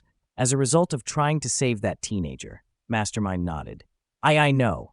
I got us all into trouble, and I nearly got La Brava captured. Mr. Compress made a zip-it motion across the flat mouth of his mask. That was an unfortunate turn of events, and we're going to need a serious discussion about everything that happened then, but not now. At least we were able to make it out in one piece. Mastermind glumly nodded, then started. La Brava-san. Mastermind, it's okay? Mastermind looked over at La Brava. Are you sure? La Brava nodded. Well, I don't know if you heard, but she swallowed. But you guys, she sniffed, eyes down to the ground. Then she wiped her eyes clear of tears. Mastermind, you're honestly the second person who I can say was my friend. She looked up, meeting Mastermind's eye. So thank you for that. But I kind of have to agree with not endangering us like this again. Mastermind nodded. I'll do my best. And besides, his cape started to flutter dramatically in the wind as he clenched a fist. Next time, the heroes will have to try harder to catch the League of Supervillains. Crack-a-thoom! Stitch poked his head out of the front door. Ah, God! Stop doing that! I've got a terrible hangover. Oh, Stitch! Mastermind ran over to the back alley doctor. The rest of the gang came in, making sure that the front door was closed. He seemed to be vibrating with nervous energy. Did the contingency? Stitch held out a large envelope for answer. Mastermind opened it, taking a peek at the contents. Quickly sealing it up, he clapped Stitch on the shoulder. Thank you for your hard work. Stitch just shook his head. Not a problem. The rest of the crew just sat down in various places, on the couch, at the table. Mr. Compress held his hands out, then with a dramatic flourish, revealed marbles. Popping open, the marbles deposited their spoils for the villains to look over. Gentle Criminal looked over the villain. Well, we shall all have to work on making sure that nobody gets hurt during one of our jobs. La Brava and I shall have to get started on editing the video. The shorter villain nodded, camera in hand. And tomorrow we'll have to meet with Jiran to get our plunder laundered. But for now, what say we have a nice cup of tea? He held out the pot of tea, already starting to steam and its subtle fragrances floating out through the room. Mastermind nodded. I'd love to. He then checked his watch, wincing. I have to go. Sorry, Gentle. My mom's expecting me back for dinner. Inkblot blinked. You're still living with your mom? Mastermind froze, then nodded. Yes, I still live at home with my mom. Inkblot blinked, then gave a small grin. Huh. Real mama's boy, huh? She leaned in slightly, eyes lidded. You know, I could be your mommy. Mastermind's visor started to glow cherry red. I've got to go. Mastermind yelped, taking off. Catching a train. Inkblot watched him leave, his hand rapidly waving as he went. For a 20-something guy, he's surprisingly jittery about these things, she mused. Mr. Compress and Gentle nodded. Well, it made sense to all of them that somebody like Mastermind would be so awkward. Excepting Golden Grin, The rest of them were fully grown adults who had achieved no small degree of infamy. They'd each looked at Mastermind, checked over his invitation, and formed the opinion that he was a serious man-child in his early to mid-20s. The kind of grown man whose idea of villainy was dressing up in a costume and delivering speeches out of a comic book was in all likelihood a serious villain otaku, not to mention all of the time needed to make that tech by himself. Gentle Criminal shrugged, pouring himself and the others a cup of tea to celebrate, the brown liquid flying through the air. Well, I suppose I'll have to teach him about keeping his composure. Imagine him dealing with somebody like Midnight. Inkblot shuddered. Yeah, she'd eat him alive. Something like that happening to Mastermind? Not happening before she'd gotten to him. Inkblot hadn't met many people who were nice to her without being freaking weirdos. After a few dates with people like that, she'd given up on meeting anybody who'd be decent. Somebody like Mastermind? Who was so nice that it was illegal? Yeah, she was going to get through to him. Mr. Compress looked over at Stitch, cup of victory tea in hand. Okay, what was that about with the envelope? Stitch simply seemed to smile. Mastermind gave me something to guarantee that I managed to deal with that objective. Gentle Criminal nearly spat out his tea. Yee, you mean? Stitch nodded. Yeah, I actually delayed All Might. Believe me, you wouldn't believe how I did it.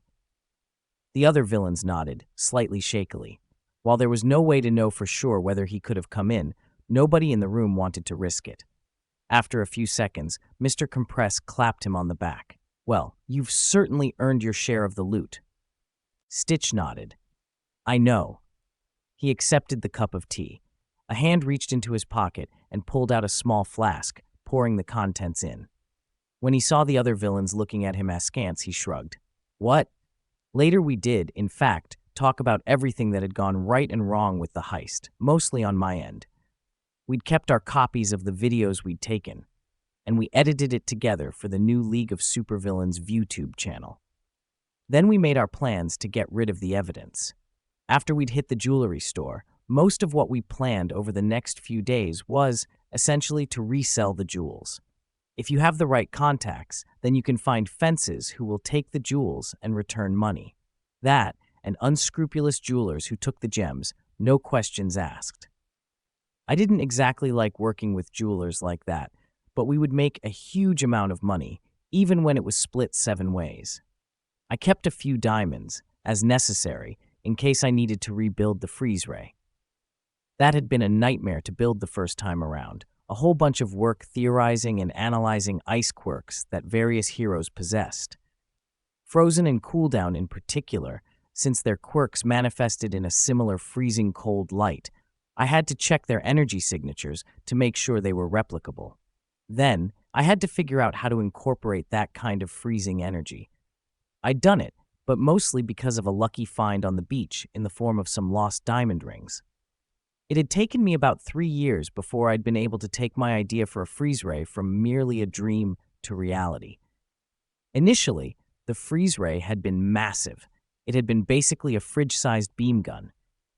But after nearly 100 prototypes, a lot of explosions, and near frostbite, I had finally managed to shrink it down to a small pistol. Sure, it took a lot of power, and I'd had to modify my armor substantially to provide the power source. But it was all worth it. I had a freeze ray. But most importantly, it had convinced me that the miracles of quirks could, on some level, be replicated. The energy imaging tech that I had had to develop for this project, based off of my own investigations into the Island quirk diagnostic technology, had paid off. I had to admit, the possibilities of reproducing other quirks had stoked the fires of my imagination. Quirks may bend the laws of physics, but they have never broken them. The apartment of All Might is a spacious affair, a massive penthouse in his headquarters at Might Tower. Yagi Toshinori's apartment was a small yet pleasant place in the Musutafu area. He had moved there, mostly so that he could be closer to his old school, so that there was the minimum time spent getting there when he would teach, partially because staying in his penthouse had gotten more and more oppressive. But here he was, checking over old documents and furiously trying to work out what to do with the information. Yagi winced, checking over the various pieces of paper he had found. He had wanted to deny what was contained on these pages, but there was no denying the plain truth of the autopsy report. The fourth bearer of One for All, Shinomori Hikage. He'd done the research, had actually talked with his old teacher about who had met with Nana Shimura, then tracked down a long list of the bearers, retracing the steps of history. It had been illuminating, but everything had led him to this point. Toshinori couldn't help but laugh, blood coming from between his lips. All this time, Sir Night-Eye had spent worrying about making a proper successor, and his choice wouldn't have lived past 40. Heck, considering that it was 4 generations later, then young Mirio may have had even less time. He didn't have conclusive proof, just a massive hunch about what may have done his predecessor in, something that they had had that he didn't. Toshinori frowned, a sigh passing through his lips. Sometimes he just felt so tired. He sat back in his chair, face cradled in his hands. So many villains had slipped through his fingers, and there was so much still to do. Being the symbol of peace was a heavy burden, one that he would shoulder time and again for the good of all. Toshinori stood back up. Well, he was going to have to change his plans for the future. All for One was dead, so there wasn't any real need for One for All to stick around. It had served its purpose. Later, he would have to call Sir Night-Eye and Mirio, and now that he thought about it, a couple of old friends as well. His hand brushed against a framed photograph of a much younger All Might and a man with wavy brown hair and glasses. A smile quirked his skull-like face. David Shield. He hadn't seen his friend in so long. Yagi knew that whatever David would develop would end up being better than anything Mastermind could create. He doubted that the villain had even thought of dealing with All Might, given the handkerchief he'd handed Yagi. Earlier, Mastermind looked over the gear. Here you go, Stitch-san. On the table holding the rest of the support gear was a long white lab coat, as well as a pale blue plastic face mask and a t-shirt. Stitch picked each piece up as Mastermind continued. The lab coat has been reinforced with an underlay of metallic wires designed to harden the garment with the press of a switch. Underneath, the shirt has been made of a Kevlar weave with armor plating over vital areas. He picked up the face mark. This serves as an air filter as well as voice changer. Stitch looked over the gear. And why are you giving me all of this? Because if you think I'm going to get involved with a heist, Mastermind cut him off. Oh, I'm not planning to have you on the heist itself. Rather, you're a last-ditch contingency in case of the big problem. Labrava raised a hand. And what exactly is the big problem? Mastermind simply pulled out a small hologram projector. Him. The hollow emitter flashed, showing the imposing figure of All Might. Everybody in the room swallowed. Do you think he'll show up? Gentle Criminal asked. Mastermind nodded. It's always a possibility. He tapped the hologram, showing a small graph. I'm hoping that if we time this right, then he won't show up. All Might's appearances nearing the end of the day, going off of social media, taper off. Why? I don't know. Maybe he's figured out that he doesn't have to kill himself to be the symbol of peace. All Might stared at his phone. There were a few numbers in there, mostly colleagues, some friends. He flicked through them, eventually finding the number he wanted. He looked out over the balcony, phone dialing. It only rang for a few seconds before the other end connected. All Might? Toshinori smiled. Hello, David. I am here. There was a chuckle on the other side of the line. You certainly are. Do you want to do this over video? Or, Toshinori shook his head. No, David, he swallowed. Even now, how is Melissa progressing with her studies? A shameless change of subject, but Yagi would have rather talked about his goddaughter than anything else. If David had picked up on the deflection, then he didn't show it in his voice. She's doing an amazing job, near perfect scores across the board. That is excellent, David-san. I'll have to remember to get her something. Maybe arrange a call. For a short while, Yagi just enjoyed talking to his old friend, catching up with him, and sharing a few incidents of his own, villains he'd captured, people he'd saved. He even talked briefly about Mastermind, the inexperienced villain's panic and mistakes still on his mind. But he knew that he would have to cut to the actual purpose of his call. David, there's something that I'm planning in the future. He paused, mustering up the will to continue. Something big. And I also have to talk with you about some old baggage. For so long, and I didn't want you to get involved, but it's long overdue. David seemed to pause. Should I get Melissa on the phone now? You know that she'll want to talk to her godfather, and the line is definitely secure. Yagi shook his head. No, this is something I should have told you a long time ago in person. Both of you. He swallowed. So please come over to Japan. I'll talk to you then, probably with a stiff drink. Toshinori, you know that personnel on Island can't leave. You and Melissa are practically family, and I'm on the board. I'll deal with it. All Might cut him off. While true in the sense that there was no easy way for a scientist or their family to leave, it was not impossible. Just very, very difficult. But All Might had sunk a lot of money into Island, enough for a controlling share. He had never really abused his technical position of power on Island's board. Well, it was time to pull some strings, even if they broke. There was a pause on the other end. What are you planning to do? Because I'm working on something that should help. All Might sighed. Nothing drastic, just something that I've probably been putting off for too long. I'll see you soon. He clicked his phone closed, sitting down at the table. There was a lot to do. Maybe if he'd had a bit more time, he could have helped out that fan with the cat up in a tree and helped deal with Mastermind's latest antic. But he had just spent a second or two too long and had to gauge that he would have to push his quirk to stay and help. But he hadn't regretted helping that fan. If there was something in front of him, he couldn't not help. Toshinori sighed, pulling his phone back.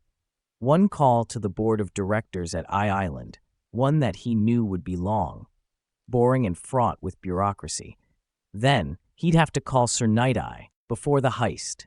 The planning room had gone quiet, the other villains looking at Mastermind. Stitch stared at Mastermind with wide eyes. You're clearly nuts, he said, glaring at the armored villain. Mastermind made an gesture with one hand. Probably. But this plan could work. All you have to do is get your cat. Stitch's scalpel manifested on his finger as he loomed over Mastermind. Lose my cat?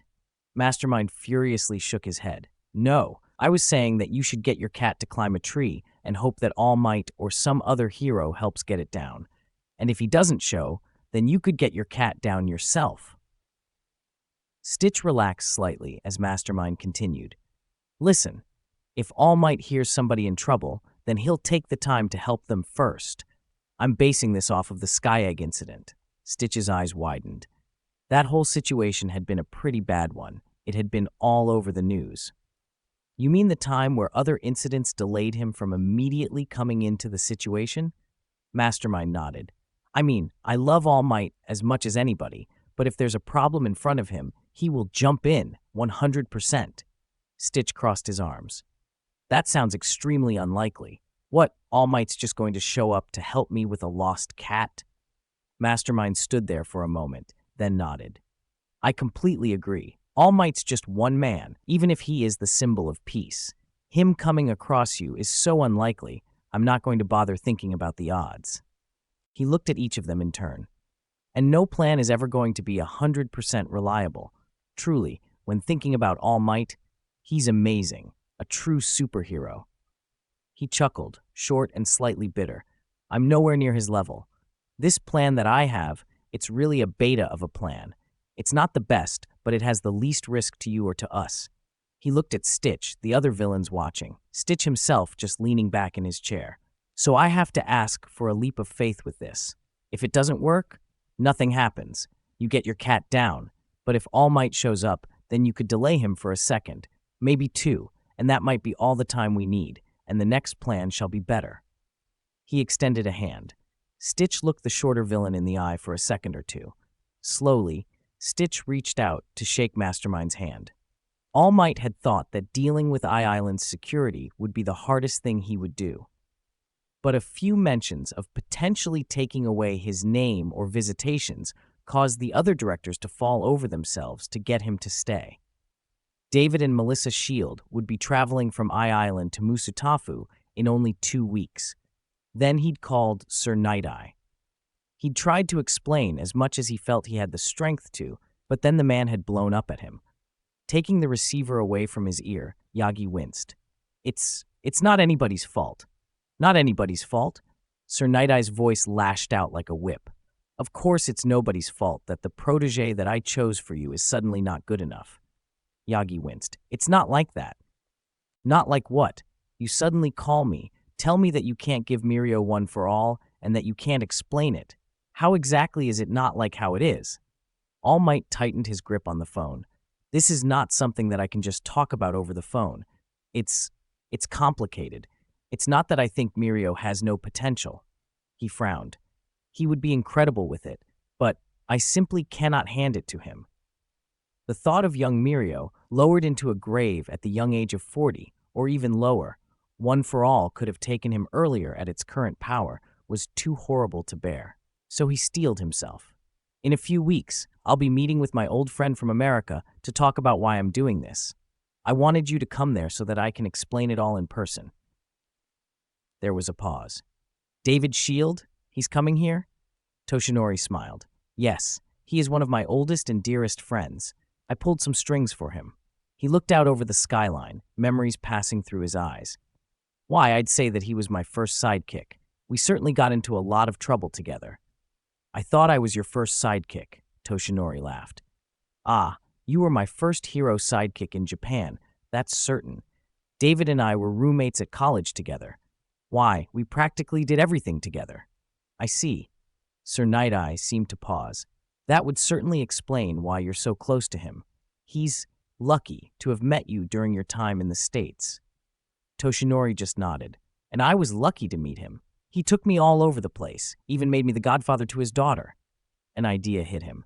Young Mirio and her would get along well. It's also important for young Mirio to get to know her as well. She is a nice young lady. Godfather? Toshinori paused. Is something the matter? No. It's nothing. I'll be there with Mirio. There was a distinct pause. And this is not over, Toshinori. We will be discussing One for All and its next bearer. Toshinori frowned. We certainly will. He hung up, plans in the back of his mind. After the long discussion that they'd had over the video call about the heist, Izuku had at first felt drained. Then he'd remembered his personal package, his additional objective. Slowly, reverently, he'd crept over, slapping on his blast shield. The raw power of the item had nearly blinded him the first time he'd taken it out. Carefully, he got its display case ready, plastic gloves on to prevent damage. He eased the envelope open, slowly moving the item out. It seemed to shine with its own light, and he could swear that a choir of angels was singing. Midoriya Izuku was over the moon with his planned distraction. He checked over it again, chuckling. Good, he breathed. He had never thought that he would have the chance to get this, even by proxy. Earlier, as the plans had been finalized, Stitch had been about to leave when Mastermind pulled him to a side room with come here gestures on top. Stitch cocked his head at Mastermind, the shorter villain seeming a bit nervous. Stitch, I wanted to talk with you a little, Mastermind whisper shouted. Stitch looked down at the shorter villain. About what exactly? The plan to distract All Might. Stitch nodded. So what did you have in mind? Taser gloves for me? Personal force field? I don't think it'll do much. Mastermind shook his head. I mean, I have an idea from the Incredibles movie, but I don't have 0-point technology yet, but that not important. He pulled out from behind his back a large envelope, passing it over to Stitch with both hands. I have a distraction that is sure to keep him occupied. Stitch accepted it. Well, if you say so. He opened it, looked closely at the item inside. Then he looked at Mastermind with tired, dead eyes. What the hell is this? Mastermind tapped his fingers together. It's a limited edition All Might 21XX poster. Stitch stared at Mastermind. It's a limited edition. They only released it in the States. I had to steal it from an orphanage. That's pretty villainous, right? Stitch stared some more. So, he'll notice that it's rare if you ask him to sign it. It's a classic. Stitch sighed. If you're sure. He started to talk away only for Mastermind to stop him. Wait, Stitch stopped. Mastermind stared at the taller supervillain, fingers tapping together. Well, this is, it's important, so spill it. Well, I have a request for how it's signed. Stitch looked at the poster. I can't just say that it's... Mastermind shook his head rapidly. No, it's for a friend. He nodded, hands on his hips. Yes, for a friend. It has to be made out to my biggest fan. It's important. Stitch stared at Mastermind. Mastermind stared back. This continued for a short time. Then Stitch sighed. Fine, if All Might comes by to save my cat in a tree, then I'll ask him to do that. I'll say it's for, I don't know, a nephew or something. Mastermind nodded. Thanks. Then he froze. Ah, wait, nephew? Stitch just smiled. For a super genius, you do act a bit like a teenager sometimes, so it's accurate. Mastermind laughed, back ramrod straight. Haha, yeah. You guys sure wouldn't want to be working under the diabolical leadership of a teenager, would you? Izuku ran his hands over the poster lovingly.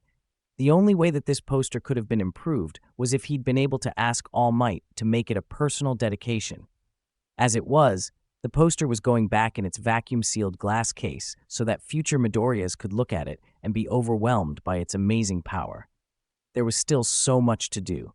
He had his own gear to upgrade, his friend's gear to find improvements in. Midoriya Izuku stopped. He had friends. Friends with gear. Gear that he had designed. Gear that was currently only in the beta stage. He had willing test subjects, friends who needed his help to make them better. And enough of a budget to make what he really wanted for them. In their apartments, the other villains suddenly shivered. Inkblot's fur stood on end. La Brava and Gentle Criminal felt the urge to hide, clutching each other closely. Golden Grin grabbed his old teddy bear. Mr. Compress's hands twitched, spilling his deck of cards all on the ground. Stitch shuddered, pouring himself a double that went down like a glass of water. The feeling that something was wrong was near impossible to avoid, that they were mice in a maze with a scientist waiting to hook them up to electrodes. Izuku started to giggle, then chuckle. Then he let out a full laugh, smile stretching nearly ear to ear. Memboy-ha! So much potential, so many ideas, and so little time. Proper funding. Ideas sizzled in his brain like a delectable pork cutlet in oil. He threw himself on his blueprints, pen furiously scribbling. He didn't want to hurt any of them or allow them to come to harm. They were his friends, after all.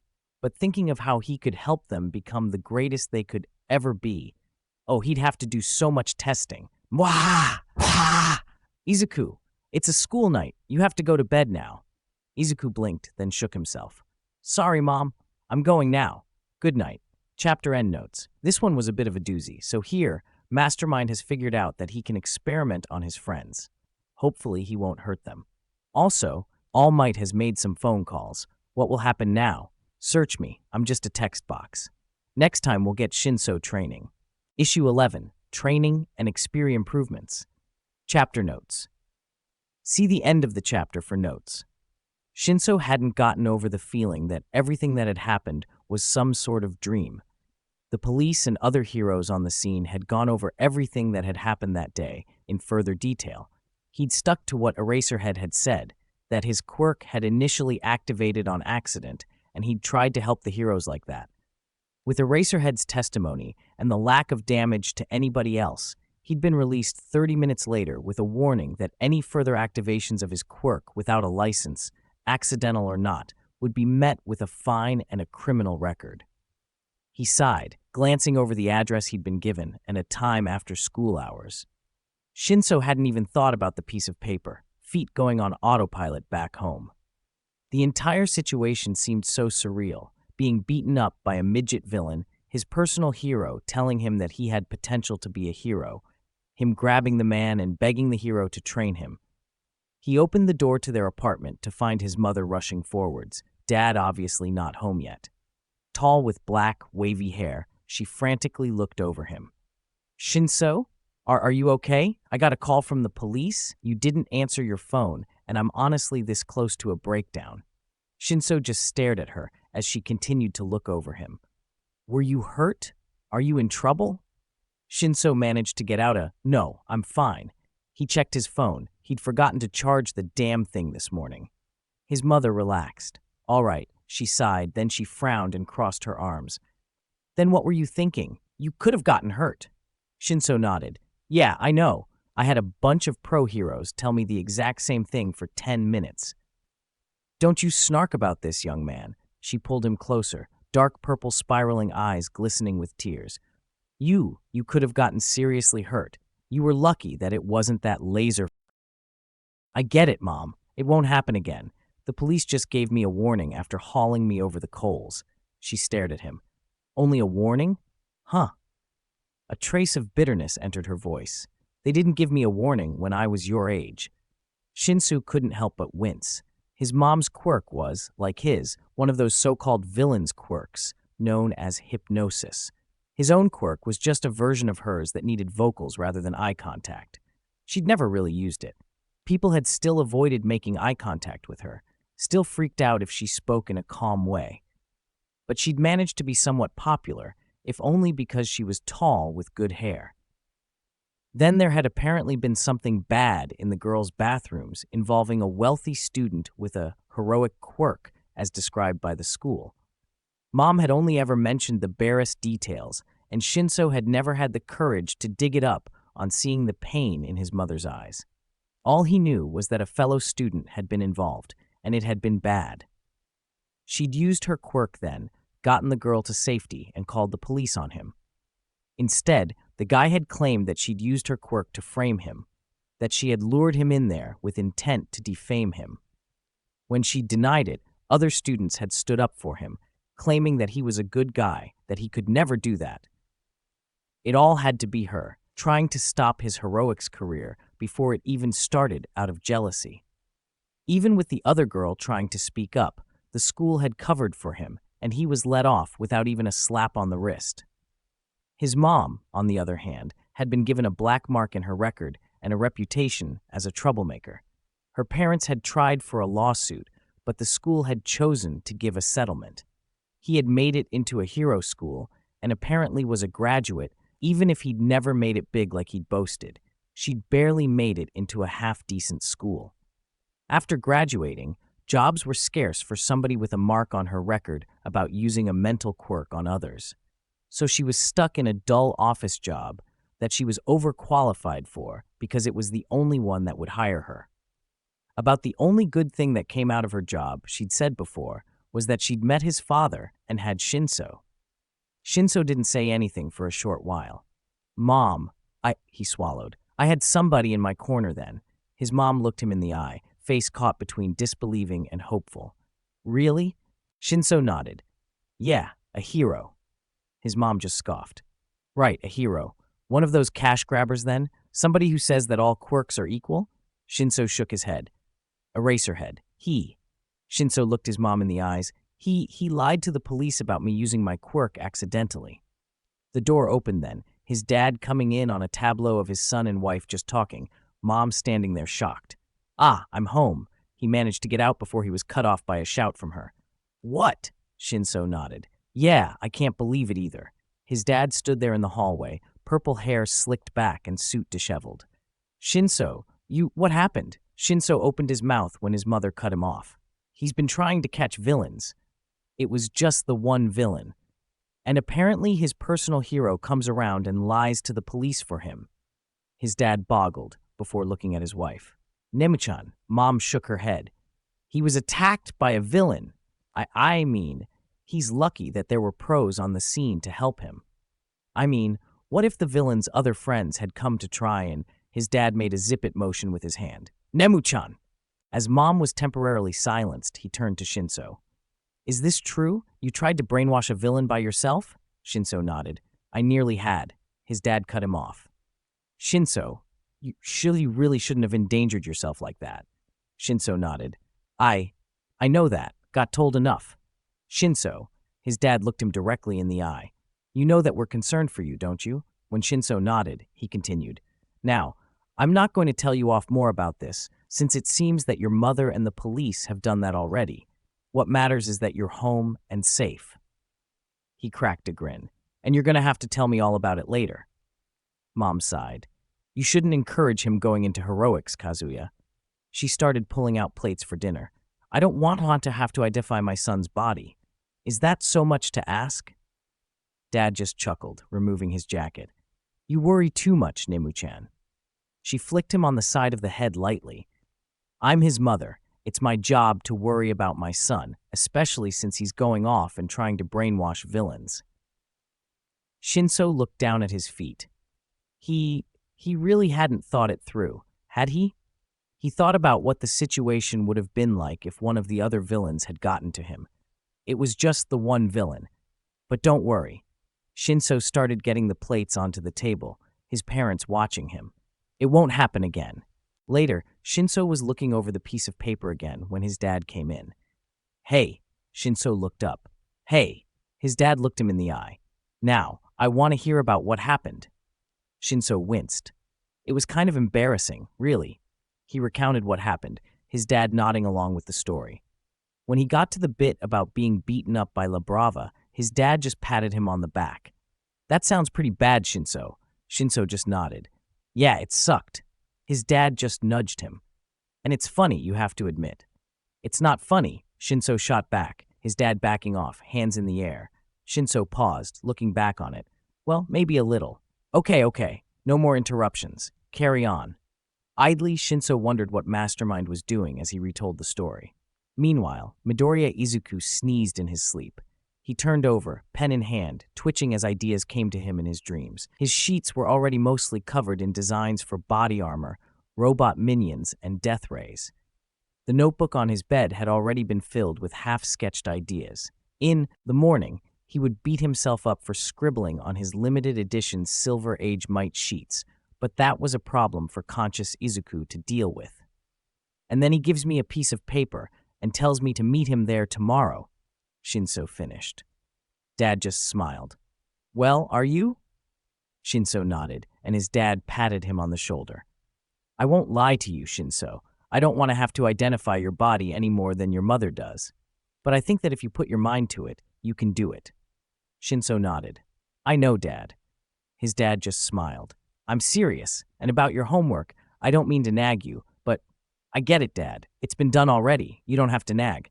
Just saying. He stood up and was about to leave, then paused. Good night, Shinso. Good night. School for Shinso was, well, school. The incident at the mall had mostly entered legend at this point. No details released yet, since there was no high-profile hero dealing with it. Mastermind and his cronies had apparently released a video this morning detailing why they'd robbed a random jewelry store. Shinso checked it over, incredulous. The grave robbing was pretty bad, but what startled Shinso was that there wasn't any video of him. More specifically, there was a brief video clip of somebody being beaten up by the short villain, La Brava, apparently, but nothing that could be identified. Wow, that guy's got to be pretty weak to get beaten up by a toddler. One of his classmates laughed.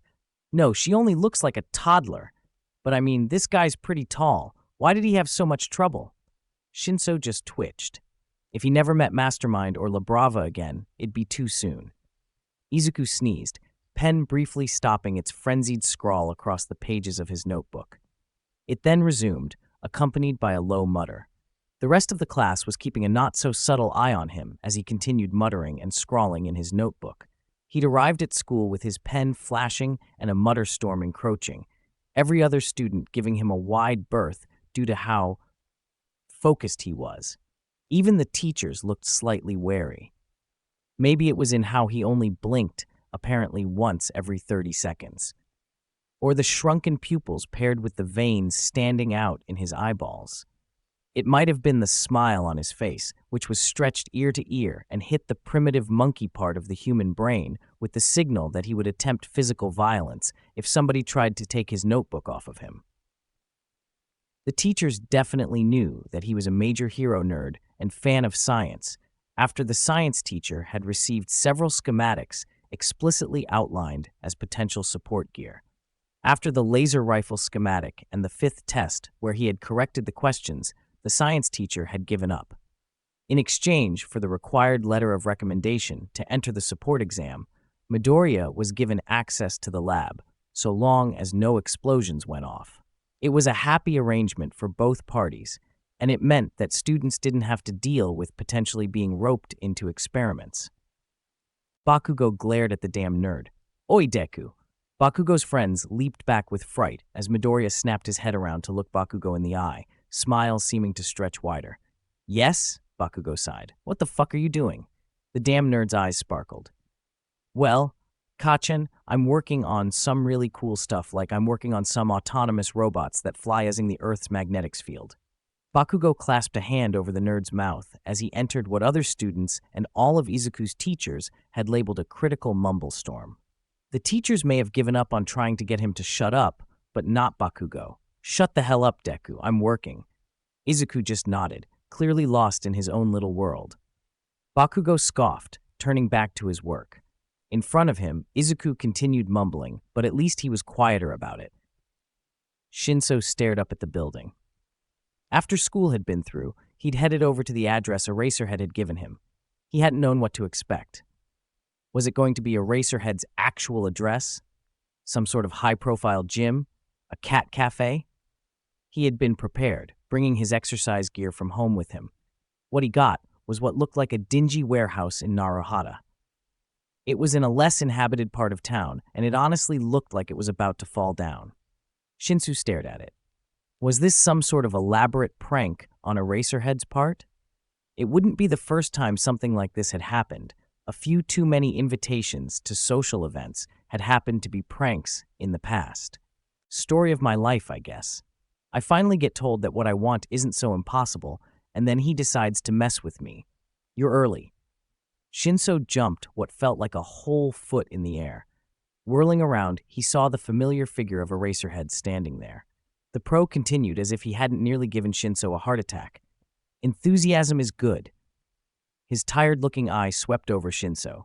Get changed. I want to see what you can do before I can make a proper training plan for you. Shinso blinked, at first frozen in place. Then his body got into action. Quickly, he ran into the warehouse, dashing behind a screen. As he changed, he got a further look at the place. The walls looked like they'd been holding quite a few weapons. A large board looked like there had been photos or other items pinned there until relatively recently. A set of weights, a couch, a fridge. It looked like a base of some sort.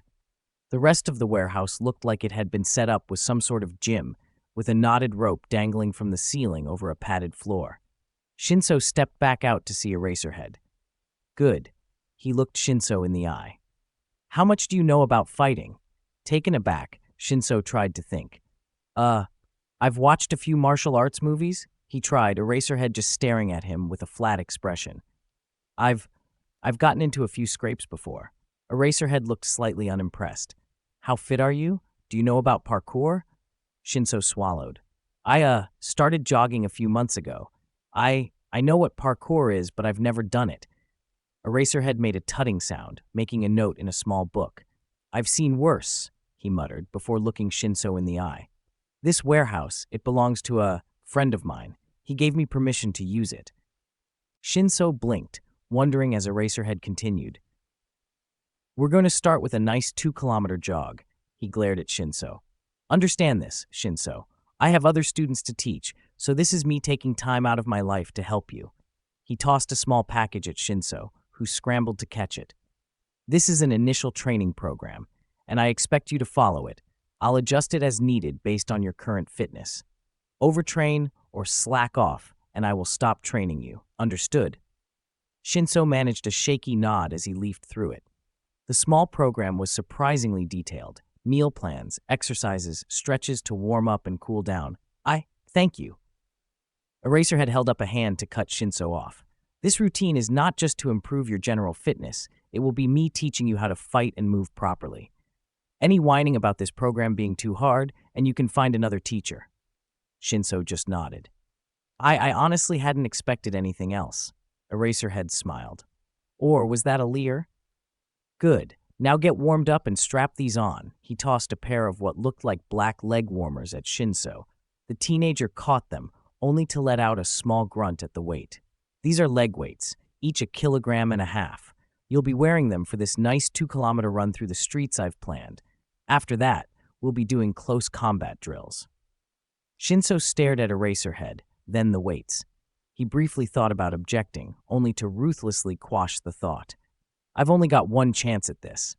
Better not blow it. Nodding, he went through his warm-up exercises as detailed in the book. Idly, he wondered if anybody else was having as much trouble as he was.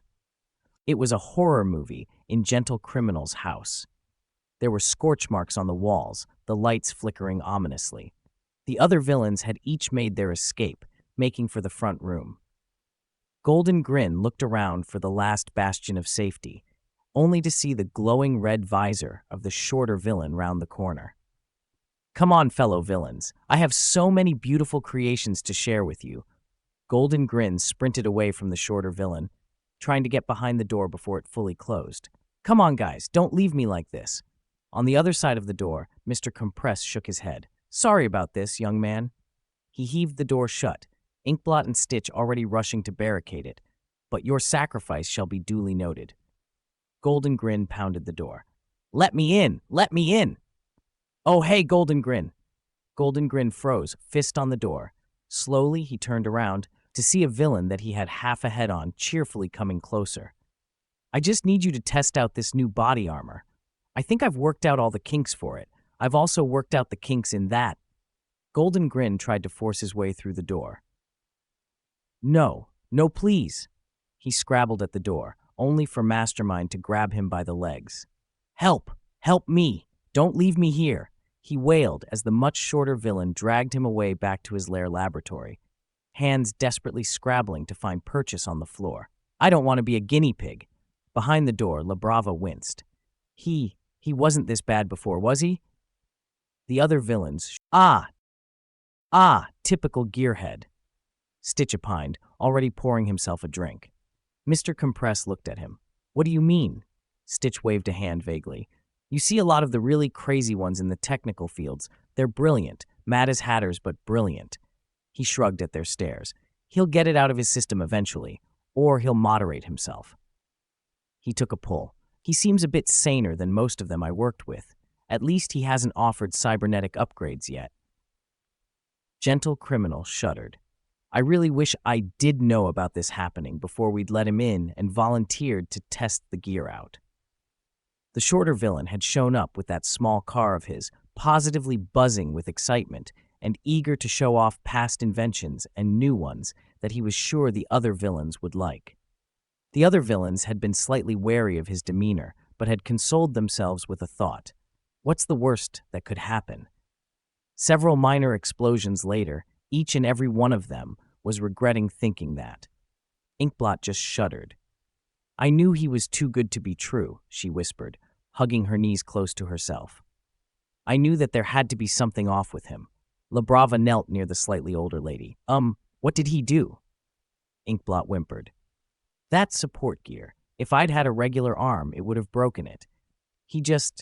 I know he smiled and said, 'Whoops, I know what I did wrong with this. I'll get it ready without a problem.' No shit." La Brava shuddered. "The virtual reality display in my helmet malfunctioned. He just pulled it off, asked for my advice on some other gear, and tried to strap a jetpack on me." Gentle Criminal swallowed. "That T-machine of his, it exploded, and all he said was that it was an unfortunate accident, but he'd get it working again." He shuddered. He wasn't the kind of man to cry over spilt tea, but a superheated tea-splosion that had caused the tea to start melting through wood. He could live without ever experiencing that again. Stitch just shrugged. "Some of the people I went to school with were worse. At least he isn't calling them his babies or something." Outside, it sounded like Golden Grin was trying to escape from another equipment test and failing miserably. "Hopefully he snaps out of it soon," La Brava whispered. Shinso Nemu looked over her son as he lay in bed, passed out. A week ago, she'd been confused when Shinso said that he was going to be doing some activities after school, so he would be home later. She'd asked him what he was doing. He'd said that he was training to get into UA, trying to learn how to run and fight. Her first instinct had been to say no. She didn't exactly have the best opinion of heroes, seeing them more as glory hounds than anything else. But she also knew that Shinso, more than anything else, wanted to be a hero, wanted to go beyond his villainous quirk and help people. She had ultimately agreed, and he'd come home exhausted and covered in sweat. He'd explained that he was training with Eraserhead, and the hero had drawn up an exercise and meal plan for him. She'd stared at him. "What did he have you do? Are you sure you're all right?" He'd just grinned up at her. I've never been better." That had brought her up short. It had been a while since she'd seen her son so happy. He'd asked her to help him with the plan Eraserhead had suggested. The only thing she'd asked him was to get a contact number for Eraserhead in case something went wrong. He agreed. After getting in, he went to do his homework, had eaten dinner with them with a ferocious appetite, then staggered off to bed and passed out as soon as he hit the covers. This had been the routine for the past week. Nemu sighed, running a hand through her hair. "Are you worried about him?" Nemu didn't turn as she heard her husband come up behind her, hand coming to rest on her shoulder. "As I've said many times before, I'm his mother. Of course I'm worried about him." Kazuya nodded. "That's certainly true. Practically the whole job of parents is to worry about their kids." Nemu just sighed. "Certainly feels that way." She closed the door to his room quietly, then turned to her husband. "Kazuya, does it make me a bad mother that I want to tell him to stop?" Kazuya only stared at her as she continued. "There's a lot of dangerous villains out there. The thought that our son is going to be fighting those kinds of villains if he gets into UA and graduates, I don't want to think about it." Kazuya just hugged her. "I know. I have a lot of nightmares about something like that happening." She stared at him. "Then why?" "Because he's got the heart for it. Too many heroes nowadays are doing it because they want money or the deals. Our son wants to use his quirk to help people." Kazuya just smiled fondly. Nice for him to get some help achieving that dream. Not everybody gets that chance. Nemu couldn't help but agree. Shinso looked at the item in his hand. When Eraserhead had mentioned weapons training, he had been ecstatic. He'd thought that he'd be using the signature weapon of Eraserhead, the coiled capturing weapon. Instead, he'd been handed a simple black staff and instructed through a set of katas. He'd gone through several before he'd started to voice what was on his mind. "When I asked you to train me, I thought..." "Is that whining?" Shinso shut his mouth. No, I thought that I'd be teaching you to use the capture weapon." Eraserhead cut him off, the weapon floating as if to emphasize his point. When Shinso nodded, Eraserhead sighed. "Not completely illogical, but I can't." He raised a finger when Shinso opened his mouth. "Simply put, the capture weapon requires a considerable amount of training to use effectively. For the entrance exam in 8 months? Not feasible." Eraserhead picked up his own staff. "Then there will be illogical arguments about nepotism as well, which will seriously hinder your score, even though I won't favor you over anybody else." Shinso looked down at his hands. Eraserhead continued talking. "A staff, on the other hand, is much easier to use, and it will produce adequate results." He swung his own staff and beckoned. "Now we'll practice." Shinso made a series of moves that Eraserhead blocked, parried, made his own strikes. Shinso made an overhead strike, then tried to shift into a leg sweep that Eraserhead blocked before it could be finished, before launching a series of jabs. The whole exchange ended with Shinso sitting in a pile of his own bruises, groaning. When did you get so good with staff moves?" he managed to grunt out. Eraserhead stopped helping Shinso up. For a moment, he was looking at somebody from another time and another place. "I had a friend who used a staff once." Shinso stayed where he was, digesting this information before Eraserhead sharply rapped him in the ribs. "When spinning your staff, lead with your thumb. Again." Shinso pushed himself up, using the staff as a brace. He glared at Eraserhead, managing to steel himself. This time, when he spun his staff, it was leading with his thumb in the spun direction. The rhythm came slightly easier, the staff in his hands flashing and darting out, Eraserhead briefly defending before knocking his staff aside and then quickly spinning the staff into Shinso's ribs. The pro hero's attack left him flat on his back, staring upon at the ceiling. Eraserhead swung his staff back. Again, Shinso pushed himself back up. After they had finished their set, Eraserhead looked across at Shinso. "You've started to get better with that staff. It might be beneficial for you to change opponents." Shinso looked up. "Who am I?" The warehouse opened. Coming in was a tall man wearing a long jacket with sharp teeth and turquoise hair covered with a black bandana. He scowled at Shinso before turning to Eraserhead. "This the kid?" Eraserhead nodded. "Thank you for letting me use this place, Kugisaki." Shinso pushed himself up, a slight grin on his face. "The name's Shinso Hitoshi, not Kid." Kugisaki turned around. Well, I wasn't asking. He thinks you could be a hero? He paused, then looked Shinso in the eye. What's your quirk, kid? Shinso paused. Brainwashing. I can take control of somebody if they respond to me after I talk. He waited to hear Kugisaki say that it sounded like a villain's quirk, or to react with fear. Instead, the guy simply nodded. Not bad. Kind of wish we'd had that kind of quirk here in Naruhata a while ago. Shinso nodded. He'd heard about the Naruhata lockdown and the actions of the villain termed Anonymous. Somebody with a brainwashing quirk could have hopefully resolved things before they'd turned out so badly. So this is your warehouse, is it? Something painful crossed the man's face. Something like that. Me and a couple buds use this place. Eraserhead's not total shit, so when he asked me for a favor, I let him have it. Eraserhead shrugged. I've known Kugisaki for a while. Now, he turned to Kugisaki, I feel that it would not be a bad idea for you to spar. Quirks are allowed. Shinso stared at his teacher. Kugisaki himself seemed out of sorts. You sure? Eraserhead nodded. You've got 10 minutes. First one to submit or be unable to fight is the loser. No lethal or incapacitating damage. Kugisaki just shrugged. Fair enough. He squared up with Shinso, hands raised in what seemed to be a classic boxer's stance. Shinso readied his staff. What's your quirk then, Kugisaki? Kugisaki didn't respond, instead lunging forwards, swinging a fist. Shinso barely had time to react. He barely blocked the fist with his staff.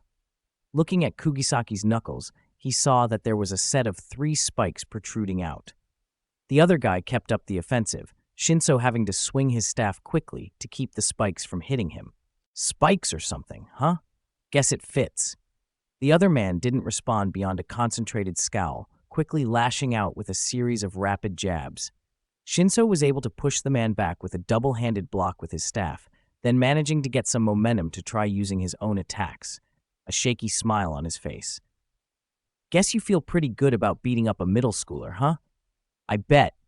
Kugisaki spun out with a kick to Shinso's midsection before closing the distance, knocking him to the ground with a set of 3 spikes over his throat. They stayed like that for a few seconds before Eraserhead called out. Enough. Kugisaki stood back up, spikes retracting into his body. He offered a hand to Shinso, who gratefully accepted it. Not bad, Hitoshi, Kugisaki said gruffly. Shinso just nodded as Eraserhead turned to him. Not a bad attempt to use your quirk in physical combat. More focus on punches or kicks would be helpful. However, you also need more practice with trying to catch attention. Yeah, that kinda tracks, Kugisaki acknowledged. You kind of tried to get me angry, which is good, but I ain't the kind of guy to react to that. Eraserhead nodded. There are other ways of attracting attention. He seemed to stop and shudder.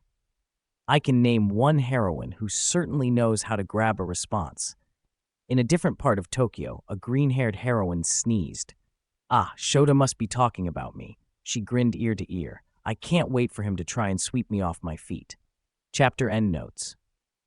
So, Shinso is being trained by Eraserhead. Yay! And the League of Supervillains has not yet been strapped to the operating table. Also, yay! Next time we'll see this gear in action. It should be exciting. Issue 12, Construction Woes, Chapter Notes. See the end of the chapter for notes. The main office for the Hiroyama construction firm was a rather small, understated affair. Located in the Mie Prefecture, the company had a solid reputation for delivering cheap, affordable building projects. They got the job done quickly and with an apparent lack of major problems. Around the area, they had poached a considerable number of construction projects, simply due to offering better deals than the competition. Outside of the main offices, a regular car pulled up.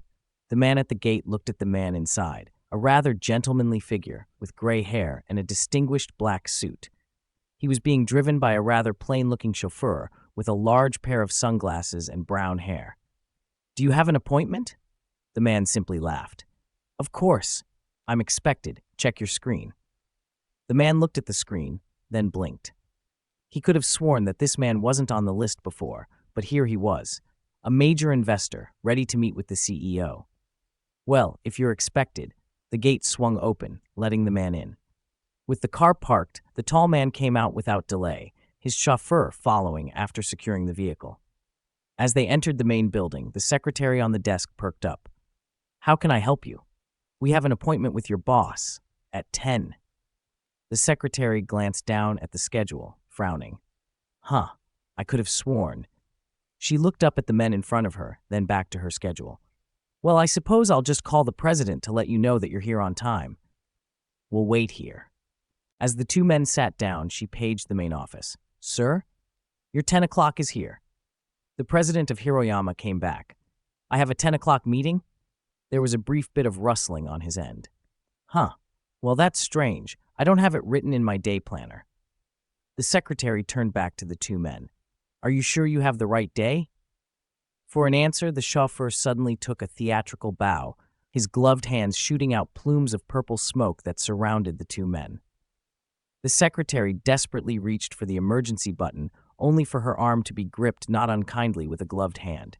As the smoke cleared, she saw 5 people in front of her, brilliantly costumed. Gentle Criminal smiled at her with an apologetic look on his face. I'm terribly sorry, my dear, but the League of Supervillains is going to be robbing this company. Beside him, the tall cartoon rabbit lady smirked, gloved hands stretching behind the desk and slapping a strange circular device to the surface. A series of lights lit up on it, and then it gave an electronic chirp. Systems down, boss! Mastermind stood next to the currently unidentified warping villain, a fist clenched dramatically. Way, ha! Stay calm and tremble, workers. The brilliant machinations of the League of Supervillains requires considerable capital and raw materials, so we're gonna have to use your resources. Way, ha! Dark shadows lurked within new clouds of purple smoke, lights glinting. Mastermind looked at the rest of the League of Supervillains, who were still slightly shaky after the last promises of no more experiments. I mean it. Okay, after last time I am thinking of stepping up our game, taking on some bigger targets. Mastermind paced, turning over the table. I've been making several— We know, the other villains chorused. Mastermind paused. Ah, heh, right. He shook himself. Anyways, I reworked the smoke dispensers on Mr. Compress's gear. It should be slightly easier to use without compromising the storage capacity. Mr. Compress checked over the new devices for his wrists. Impressive, he muttered. I also reworked the pneumatic tubes on your gear. They fire faster and more accurately due to the rifling and upgrades to the air compression. He pulled out a flat disc. This is more of a general one. We'll be having La Brava hack everything already, but this is just a bit of trickery. He pressed it to a surface. It lights up and then makes a little noise and nothing else. We'll be calling it a hacking device. Tsukauchi sighed, glancing over the reports in front of him yet again. It had been a couple of weeks since the first appearance of the group calling themselves the League of Supervillains. To say that the group had made a small splash would not be inaccurate. Mastermind had already been a known quantity, causing numerous incidents in a relatively short period and escaping each and every time. Gentle Criminal and La Brava had been bit villains, nowhere near prolific enough to justify a move out of any heroes competent enough to oust them. The 3 others were relative unknowns. The Black Rabbit villain had a similar quirk to a minor crank villain, known for minor assault and demolishing an empty TV studio. Golden Grin was wanted for petty thefts and using his quirk for minor nuisances, and the Warper was an unknown. The police and pro-heroes were working on tracking down these mysterious villains, but progress was slow. For starters, there was confusion about the nature of Mastermind, whether he had an intelligence or invention quirk, or if he even had a quirk at all. The principal of UA had retained an interest in the case, if only to helpfully offer a few pointers. Officially, the bureaucrats had decided that the League of Supervillains were a group that only ranked at C rank. The cited reason was that there was insufficient evidence of more dangerous abilities. As a side effect, it meant that the higher-ranking heroes would be passively funneled away from dealing with the group. An unfortunate effect of the industry was that, unless you were just a starting hero, most heroes would prioritize villains of higher ranks for being more notorious. Sitting across from him, the newer heroes on the scene sighed, checking over the board. Mount Lady idly flicked the photo of Mastermind on the board. So, you think Nedzu's suspicions are correct? That this villain is a Musutafu native? Tsukauchi nodded. Nedzu is rarely wrong. All of Mastermind's crimes thus far are accessible by a short train ride from the district, and his first crime was committed here. The heroine nodded, digesting the fact. Death Arms scowled. What's making it harder is these idiots pulling their uncanny thief routine. Tsukauchi just nodded. And wasn't that the most frustrating thing about this whole issue? These villains had thus far only struck places that they then revealed incriminating information for. That was one of the reasons why there wasn't much response after the scene. The police had had to handle everything else once the information was revealed. With the League of Supervillains' first video, they had revealed considerable incriminating evidence illegally gathered on the internet. The Cybercrime Division had tried to stop these uploads due to the illegally gathered nature of the data, but for every video they deleted, another one sprouted up out of nowhere. It wasn't a bad thing that these businesses were being exposed. The criminal behavior that they had displayed was reprehensible. But Tsukauchi knew that there was a right way and a wrong way to do it. These villains were putting innocent people at risk with their videos. Innocent employees had lost their jobs as part of this. Even the Yakuza cake shop had cost people their wages, and several clients their goods, and wasn't that a sentence he'd never thought he'd think? They'd even started to grow a fan base.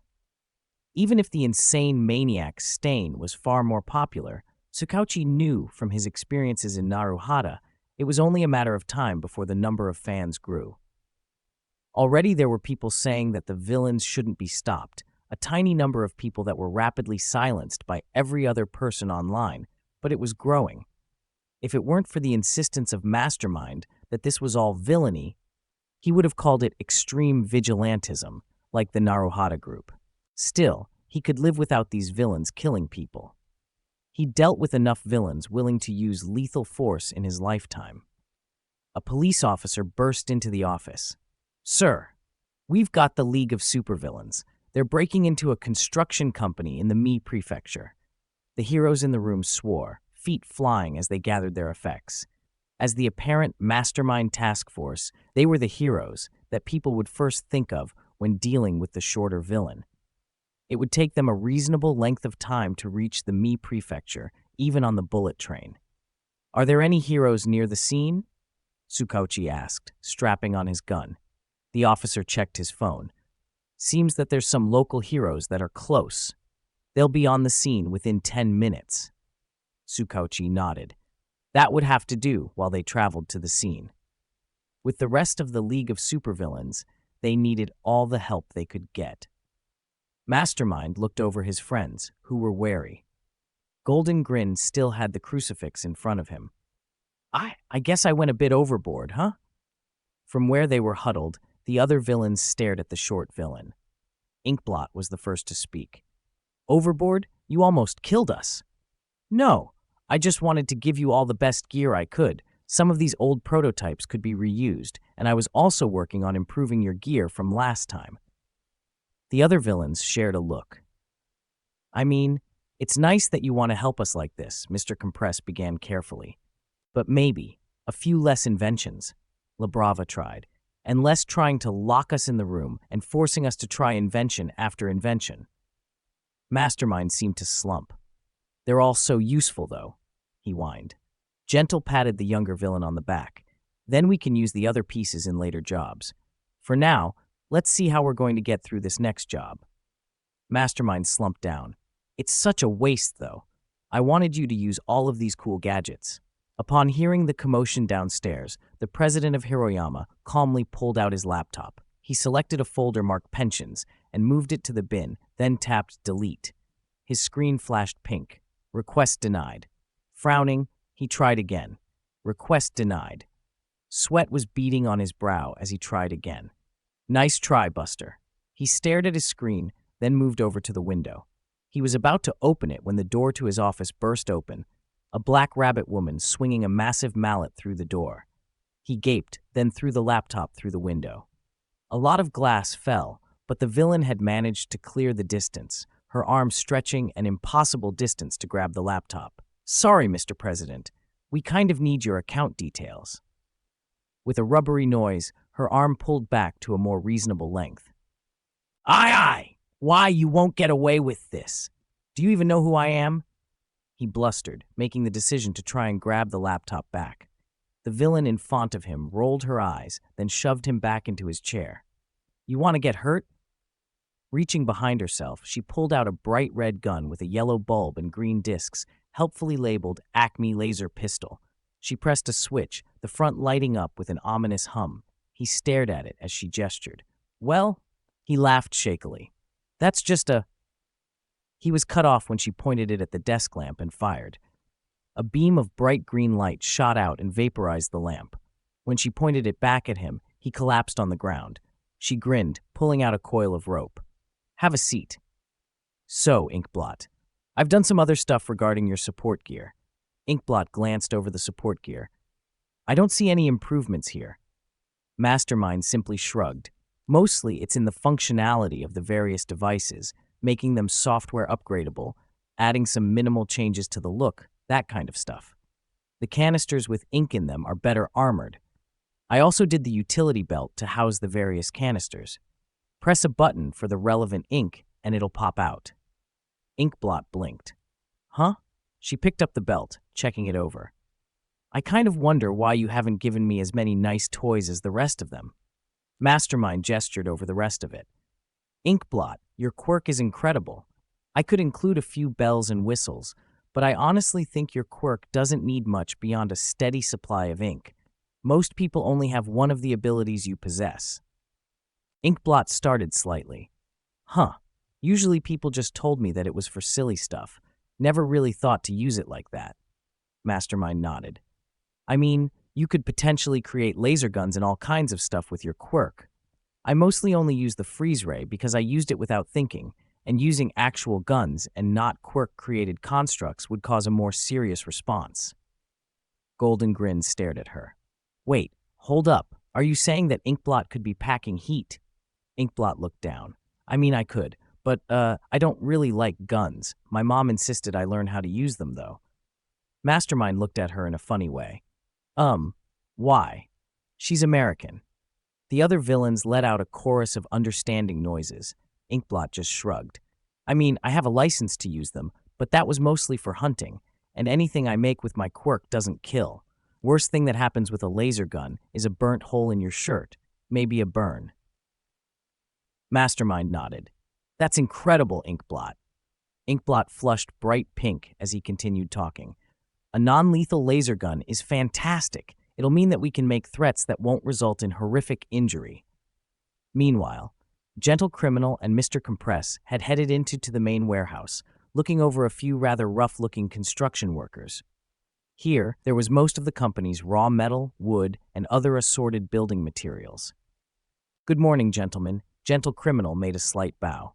My companion Mr. Warp and I will be liberating your establishment of some high-grade metal in large quantities. Please don't try and resist. The workers looked at each other. The apparent leader, who had some sort of bare, heteromorphic quirk, glared at him. So you're Tokyo villains, are you? He spat derisively, just in front of Gentle's elegant boots. Gentle Criminal just tutted. That's rather rude, don't you think? Please, don't try and fight. If you all cooperate, then nobody has to get hurt. I rather detest violence. The bear growled. A few other workers glared at the dandyish villain. And what if we don't want to back down to some wimps like you? Gentle Criminal just shrugged. Then I'm afraid we shall have to come to blows, gentlemen. The bear glared down at the shorter man, the other workers getting closer. Gentle Criminal, for his part, seemed only mildly perturbed. Then the named Mr. Warp called out, startling the workers. I've taken what we came here for, Gentle. We should go now. Gentle smiled at his companion.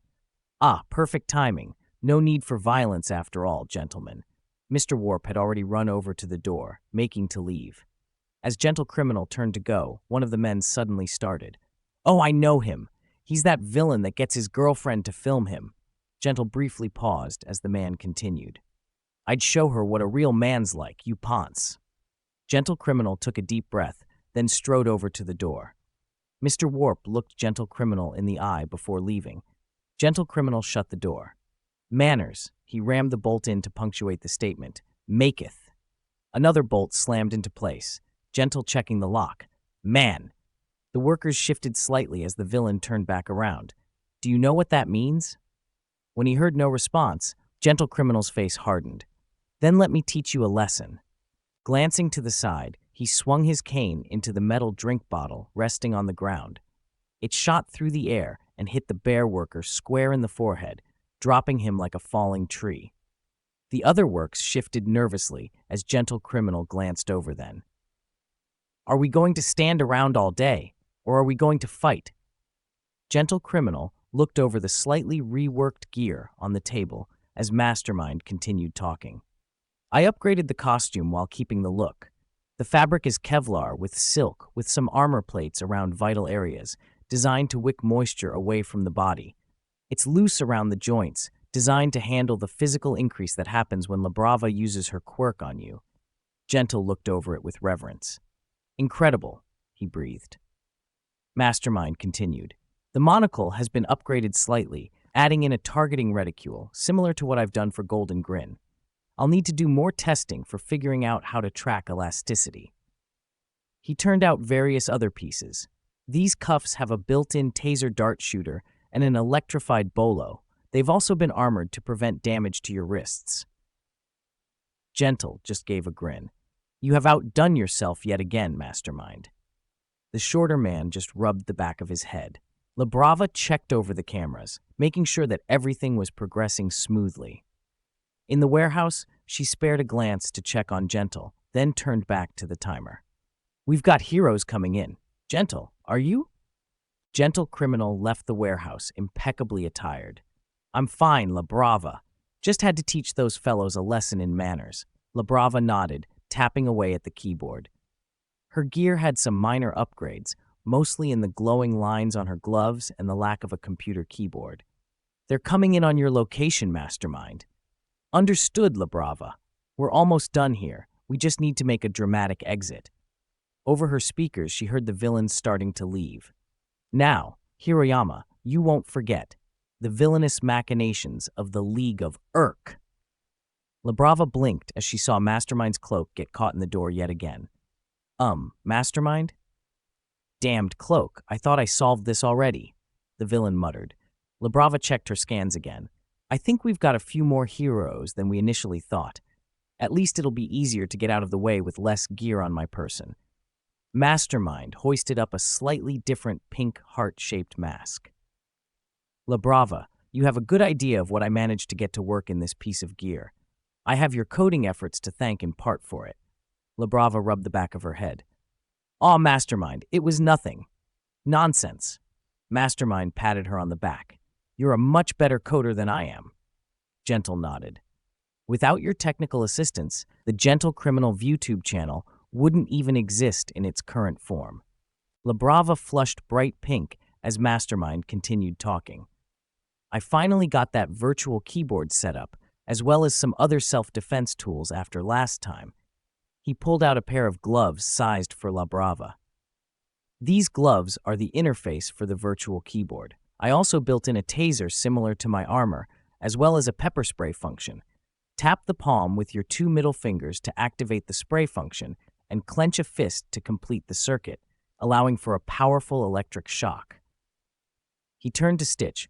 I added a similar virtual keyboard and self-defense mechanisms to your gear as well, Stitch. He gestured to a redesigned mask with a transparent blue visor with a light blue mouthpiece, as well as a pair of white gloves with blue Tron lines tracing the bones of the hand to the fingertips. The back alley doctor picked up the pieces specific to him as Mastermind continued. After last time, I want you and La Brava to be our support team.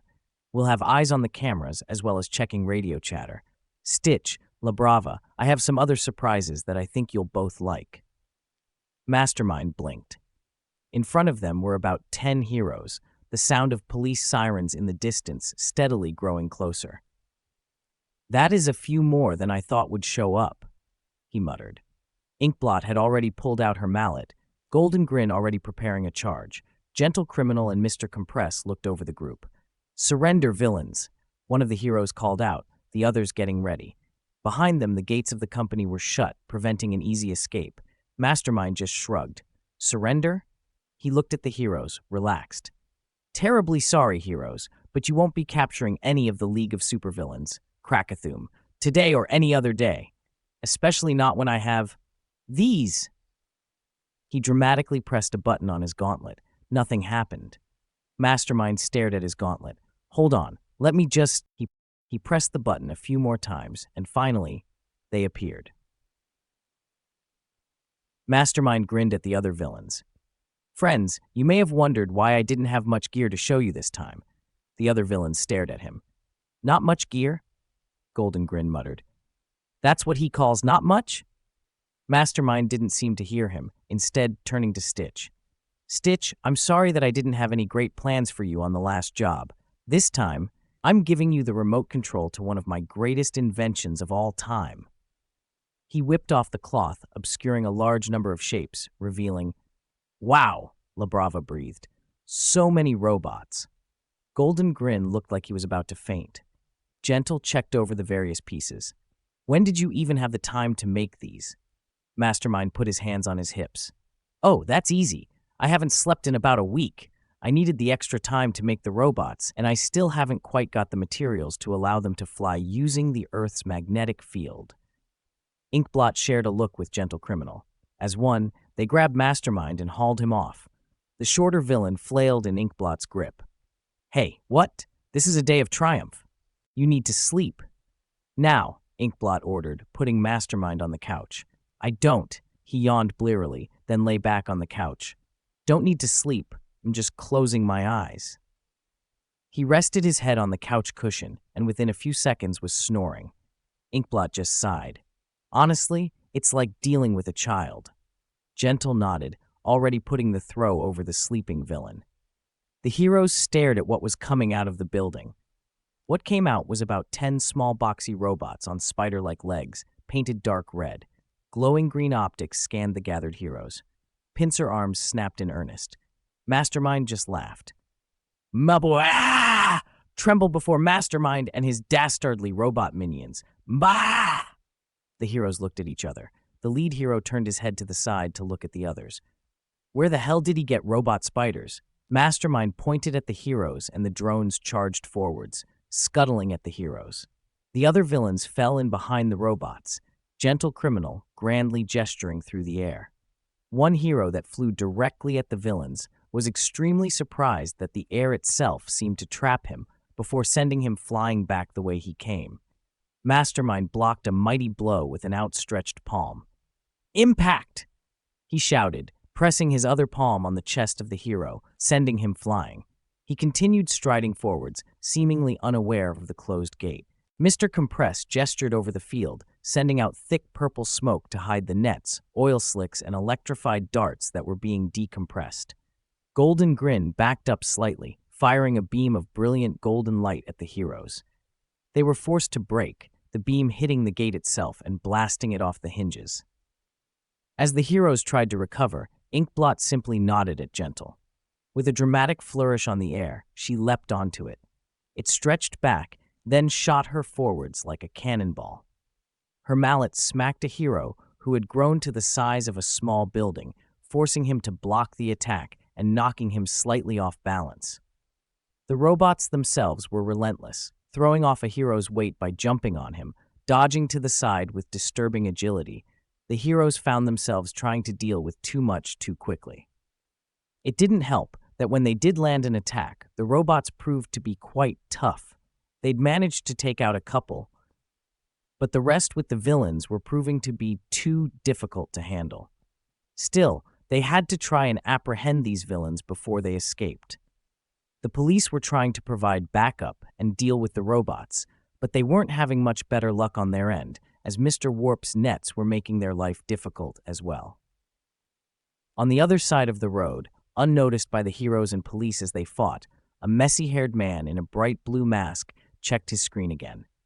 He was comfortably sat in a hotel room, the door locked and a blue-tinted screen projected in front of him. He tapped a projected keyboard and moved his fingers around. "Got you," he muttered, one of the units on his screen tackling a hero. Now fully rested, Mastermind looked Stitch in the eye. "I've built the robots, but I haven't properly made their AI yet. Currently, they're remote control only.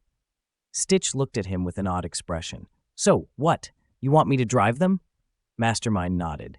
We'll have Mr. Compress deploy them as needed. If La Brava hacks the cameras, then you'll have the proper viewpoint to manage a large group. Stitch stared at the controls. I'm not driving a bunch of robots and making them hurt people. Mastermind nodded. I remember, these droids don't have weapon systems. They have hands and spider legs, but no weapons. He rapped the side of one of them. They look scary and can take a few hits, but that's about it. They're powered with the same thing that fuels my armor and other gadgets in the field. That got a few reactions. Your armor has a power source? That Mastermind nodded. Sure it does. He pulled his shirt open slightly and tapped a panel, revealing a round disc with a bright green light. It's not that much. It's a plasma reactor that I made a while ago. Gentle stared at it. A plasma reactor? Is it dangerous? Mastermind shook his head. Plasma reactors are used in a lot of smaller support technologies, though mine's a bit more efficient. They ironed out all the bugs years ago. Plus, it's the most heavily armored piece of technology that I have. You'd need to be All Might or somebody to breach it. The villains stared at the light before Mastermind shut it away.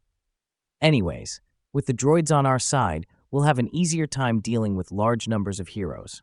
They look good, though. Stitch considered the design. No weapons? Mastermind just nodded. No weapons. Stitch glanced at the others, then at Mastermind. After a moment, he gave a curt nod to the supervillain, who positively beamed. Perfect. So, our escape plan? Make a suitably dramatic exit, then have Mr. Compress shrink us all down in a cloud of smoke, Golden Grin recited from memory. Then meet back up with Stitch and La Brava at our getaway vehicle. Get to the train station, catch the next bullet train back to Musutafu. Inkblot finished. Mastermind glared down at the police and other heroes, a glove raised in triumph. Several robots had been wrecked, but the majority were in proximity to the villains. Bah! Today, heroes, you have failed once again to capture the brilliant Mastermind and the League of Supervillains. Bah! Thunder roared once again. As the heroes tried desperately to reach them, purple smoke wrapped them all up. When it cleared, the villains had vanished once again. The heroes glared at where the villains had disappeared. We're going to have to check the company itself. See if they left any clues on the robots. As if on cue, the robots melted into a thick sludge, quickly leaving no traces of anything that had happened. The police closed off the area and checked with the employees in the main building. Apart from some construction workers in the main warehouse, nobody had been seriously harmed, though the president of the company had been irate. He had subsequently lost most of his bluster and fury when the officers found his laptop playing a long video explaining the numerous building code violations that their buildings suffered, as well as some serious irregularities in the pension fund.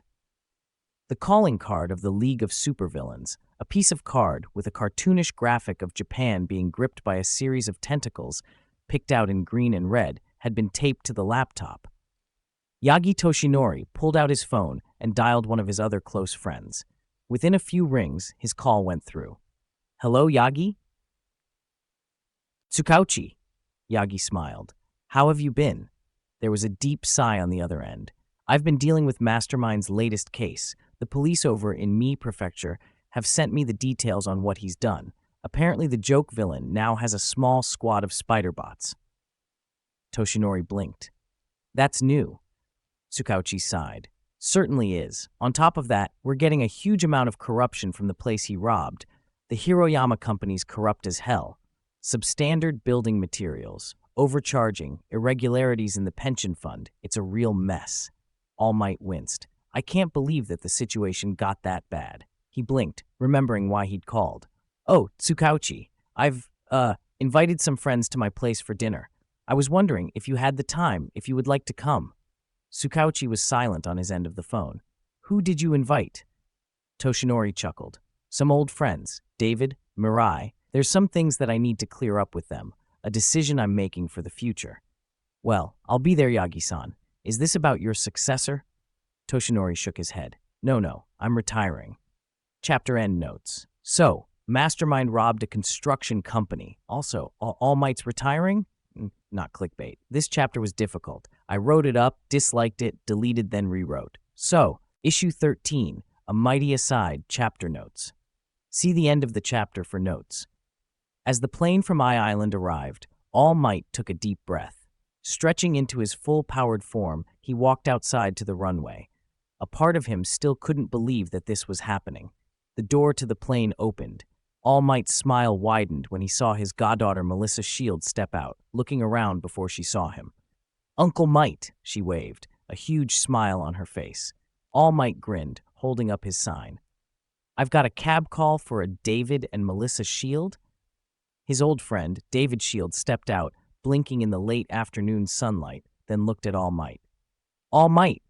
The pair of them ran down the steps, Melissa jumping into All Might's arms and forcing him to drop the sign. "My God, Melissa, it's been a while since I've seen you, huh?" "You're always busy, Uncle Might. I've been trying to get you on video call for a while." All Might's smile slipped a bit at that. "Is that so? I'm sorry, but you know how the business can be." In truth, he really didn't want her to see him at his weakest before, mostly because he didn't want her to see the symbol of peace so defeated, and slightly because of a small amount of personal vanity. She nodded somberly. "That's why I'm working on support gear in the first place. I want heroes to be better." All Might smiled back. David had been nothing but proud of his daughter for going down the support route. That was one of his prouder moments as a father. The other one being the collective times that Melissa had stood up to a variety of bullies for her friends, whether they were expressing anti-heteromorphic sentiments or beating on those who couldn't fight back. All Might had briefly thought about offering her one for all, especially since the story was that she'd moved on her own. But ultimately, he had decided against it. After all, his goddaughter had made it clear to him that she was interested in creating support gear. All Might turned to David. "How's things, Dave? The board told me you were working on something impressive." David winced a bit. "Yeah, it's really something. Classified. You know how it is." All Might nodded as he continued, eyes shining. "I haven't quite finished it yet, but I think you'll be seriously impressed. I think it'll be a major help in your hero work." All Might beamed. "David, I could never be disappointed in your work. Without you, I wouldn't be the hero I am today." David just laughed. "You always had a way with words, Toshi."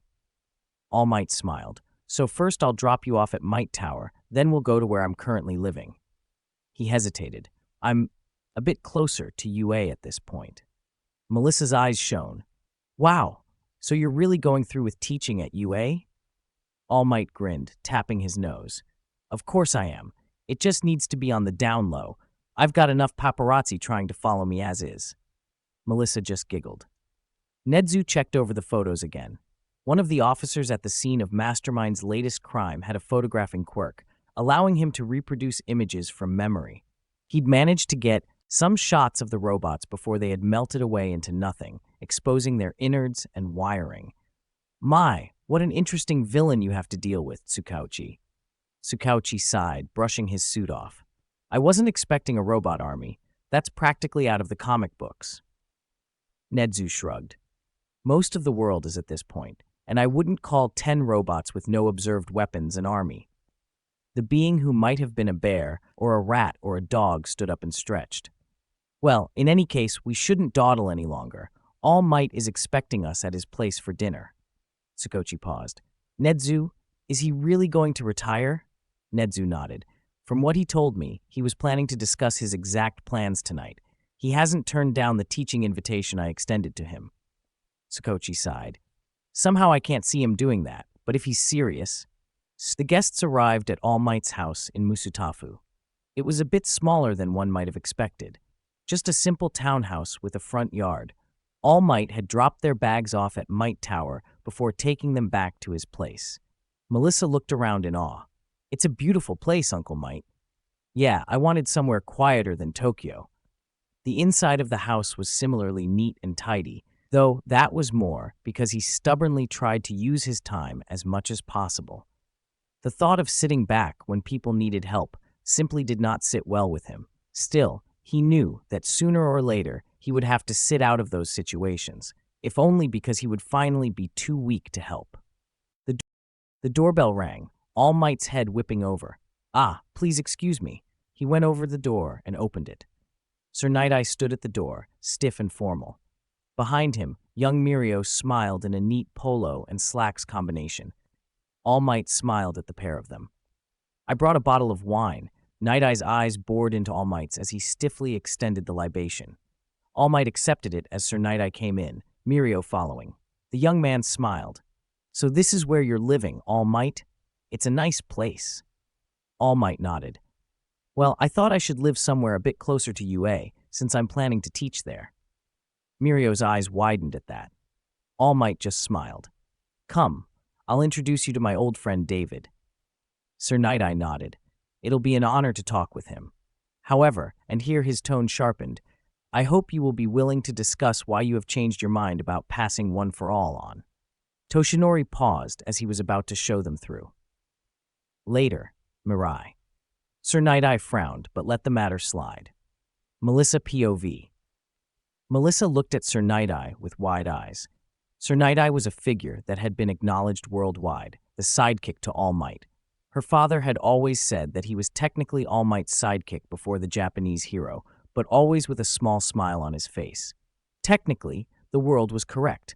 Her dad had been All Might's roommate at college and had driven him around, operating as a sidekick without legal qualifications.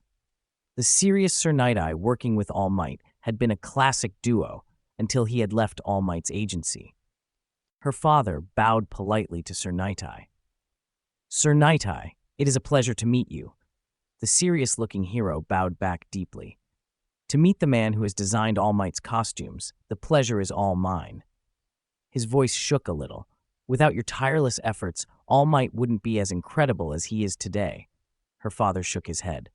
Ah, Toshi'd still be the symbol of peace even if I wasn't working on his costume. But you, Sir Night-Eye, you got to work and fight alongside him. I did a bit of that in my college days. Sir Night-Eye looked at him with a refreshed gaze. You did, didn't you? I'm curious as to how All Might did in that kind of environment. Dad shrugged. You know how it is with Toshi. One day, I kid you not, there were 3 cats up trees, a bank robbing and a mugging on our way to class. We ended up late that day. Melissa smiled to herself. Stories like that about her dad and godfather, most of Dad's stories about Uncle Might, tended to end with them being late for their lecture. Sir Night-Eye nodded solemnly. Getting All Might to prioritize is nearly impossible. Dad barked out a laugh. Tell me about it. I love him, but something always came up, causing him to leap through a window to deal with whatever he saw. Melissa smiled, turning to her godfather. It sounds like my father and Sir are getting along just fine. Uncle Might's smile winced a bit. Do they have to talk about me like I'm irresponsible? Well, you do foist your paperwork off on me. Melissa turned to the tall man in a fedora as Uncle Might just sighed. You don't have to put it like that, he grumbled before perking up slightly. Ah, Melissa, this is Detective Tsukauchi. I met him a while ago, during the Villain Factory incident. Melissa bowed politely, the detective returning the gesture. All Might had talked about that incident a few years ago over video chat.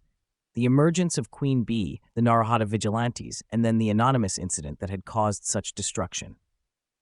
A pleasure to meet you, Tsukauchi-san. Ah, a pleasure to meet you, miss. Melissa blinked, looking down slightly to meet.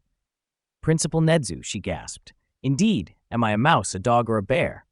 The short being greeted her, bowing to her first, then All Might.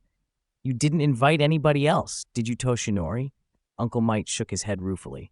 Ah, no, I did not. I tried to invite Star and Stripe, but she's currently tied up with foiling a terrorist organization. Melissa's eyes widened. Just when she thought she couldn't be more surprised. You know Star and Stripe? In hindsight, she should have really picked up that Star and Stripe may have been a little influenced by Uncle Might when she'd seen her hairstyle. Uncle Might grinned. I have to say, when I got a call from the US's #1 saying that I'd saved her a long time ago, I was over the moon. She's a charming lady. Her dad smiled before looking at Uncle Might. This has been enjoyable, Toshinori, but I have to ask, why did you insist on calling us here? All Might blinked before sighing. Well, there was no time like the present. He'd have to talk about it eventually. Let's sit down, he said, gesturing to the dining room. As his guests filed in, he steeled himself. This was just like talking to the press. Except these were his closest friends and family, excepting Chio, who had bowed out after an emergency, and Gran Torino. All Might shuddered. Best he didn't come. All Might had chosen to have a Western-style meal. Hamburgers, steak, sausages with a wide variety of accompaniments. He grabbed his dinner, a slider with a side of coleslaw. Recovery Girl was going to give him hell for this, but he didn't care. God, I missed you, he quietly muttered to the hamburger before taking it over to the table. Sir Night-Eye looked All Might in the eye. While it has been nice to visit your house, I have to ask about the purpose of this event. All Might nodded. It's something that I had to realize. He looked at Melissa and sighed. You tried to get me on video conferences before, right? As his goddaughter nodded, he sighed. The reason is, well, he let go of One for All, feeling his body shrivel back to its default state, iron in his mouth.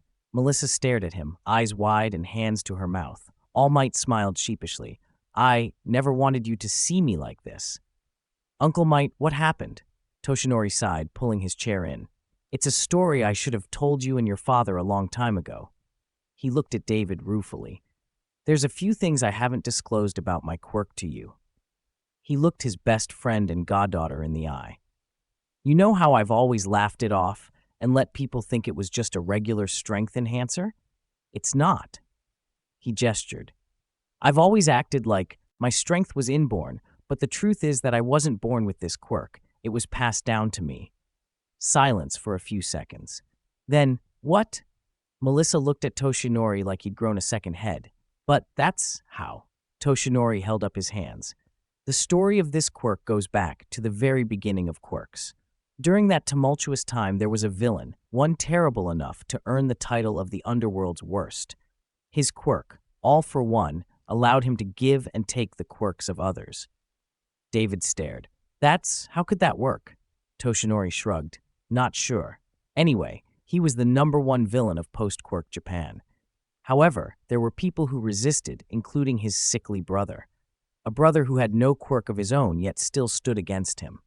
I couldn't say whether it was pity or an attempt to control him, but All for One, for whatever reason, saw fit to give his brother a quirk, a strength stockpiling quirk. He smiled. Little did he know that the brother had a quirk of his own, a quirk that could only pass itself to others. Melissa's eyes widened. Uncle Might, you can't mean. Indeed, the two quirks merged, becoming One for All. Toshinori gripped his fist. A quirk that passed from hand to hand, building power as it went. It's a sacred torch of a quirk, born from the worst villain the world has ever known. He looked between them all. Each bearer has cultivated the strength and passed it on. There have been 7 users before me. I'm the 8th. Nedzu nodded. The quirk is quite unique. I had to dig up quite a bit of information on them for Toshinori here. His black beady eyes locked onto Toshinori's. I must assume that it has something to do with your request for guests. Toshinori nodded. This is what I wanted to talk about. He looked David in the eye. David, for his part, looked struck. Toshinori, why didn't you tell me about this? Toshinori looked down at his lap. David, you had just had a child. I didn't want you to get involved. David sat forwards. Get involved with what? Toshinori looked down.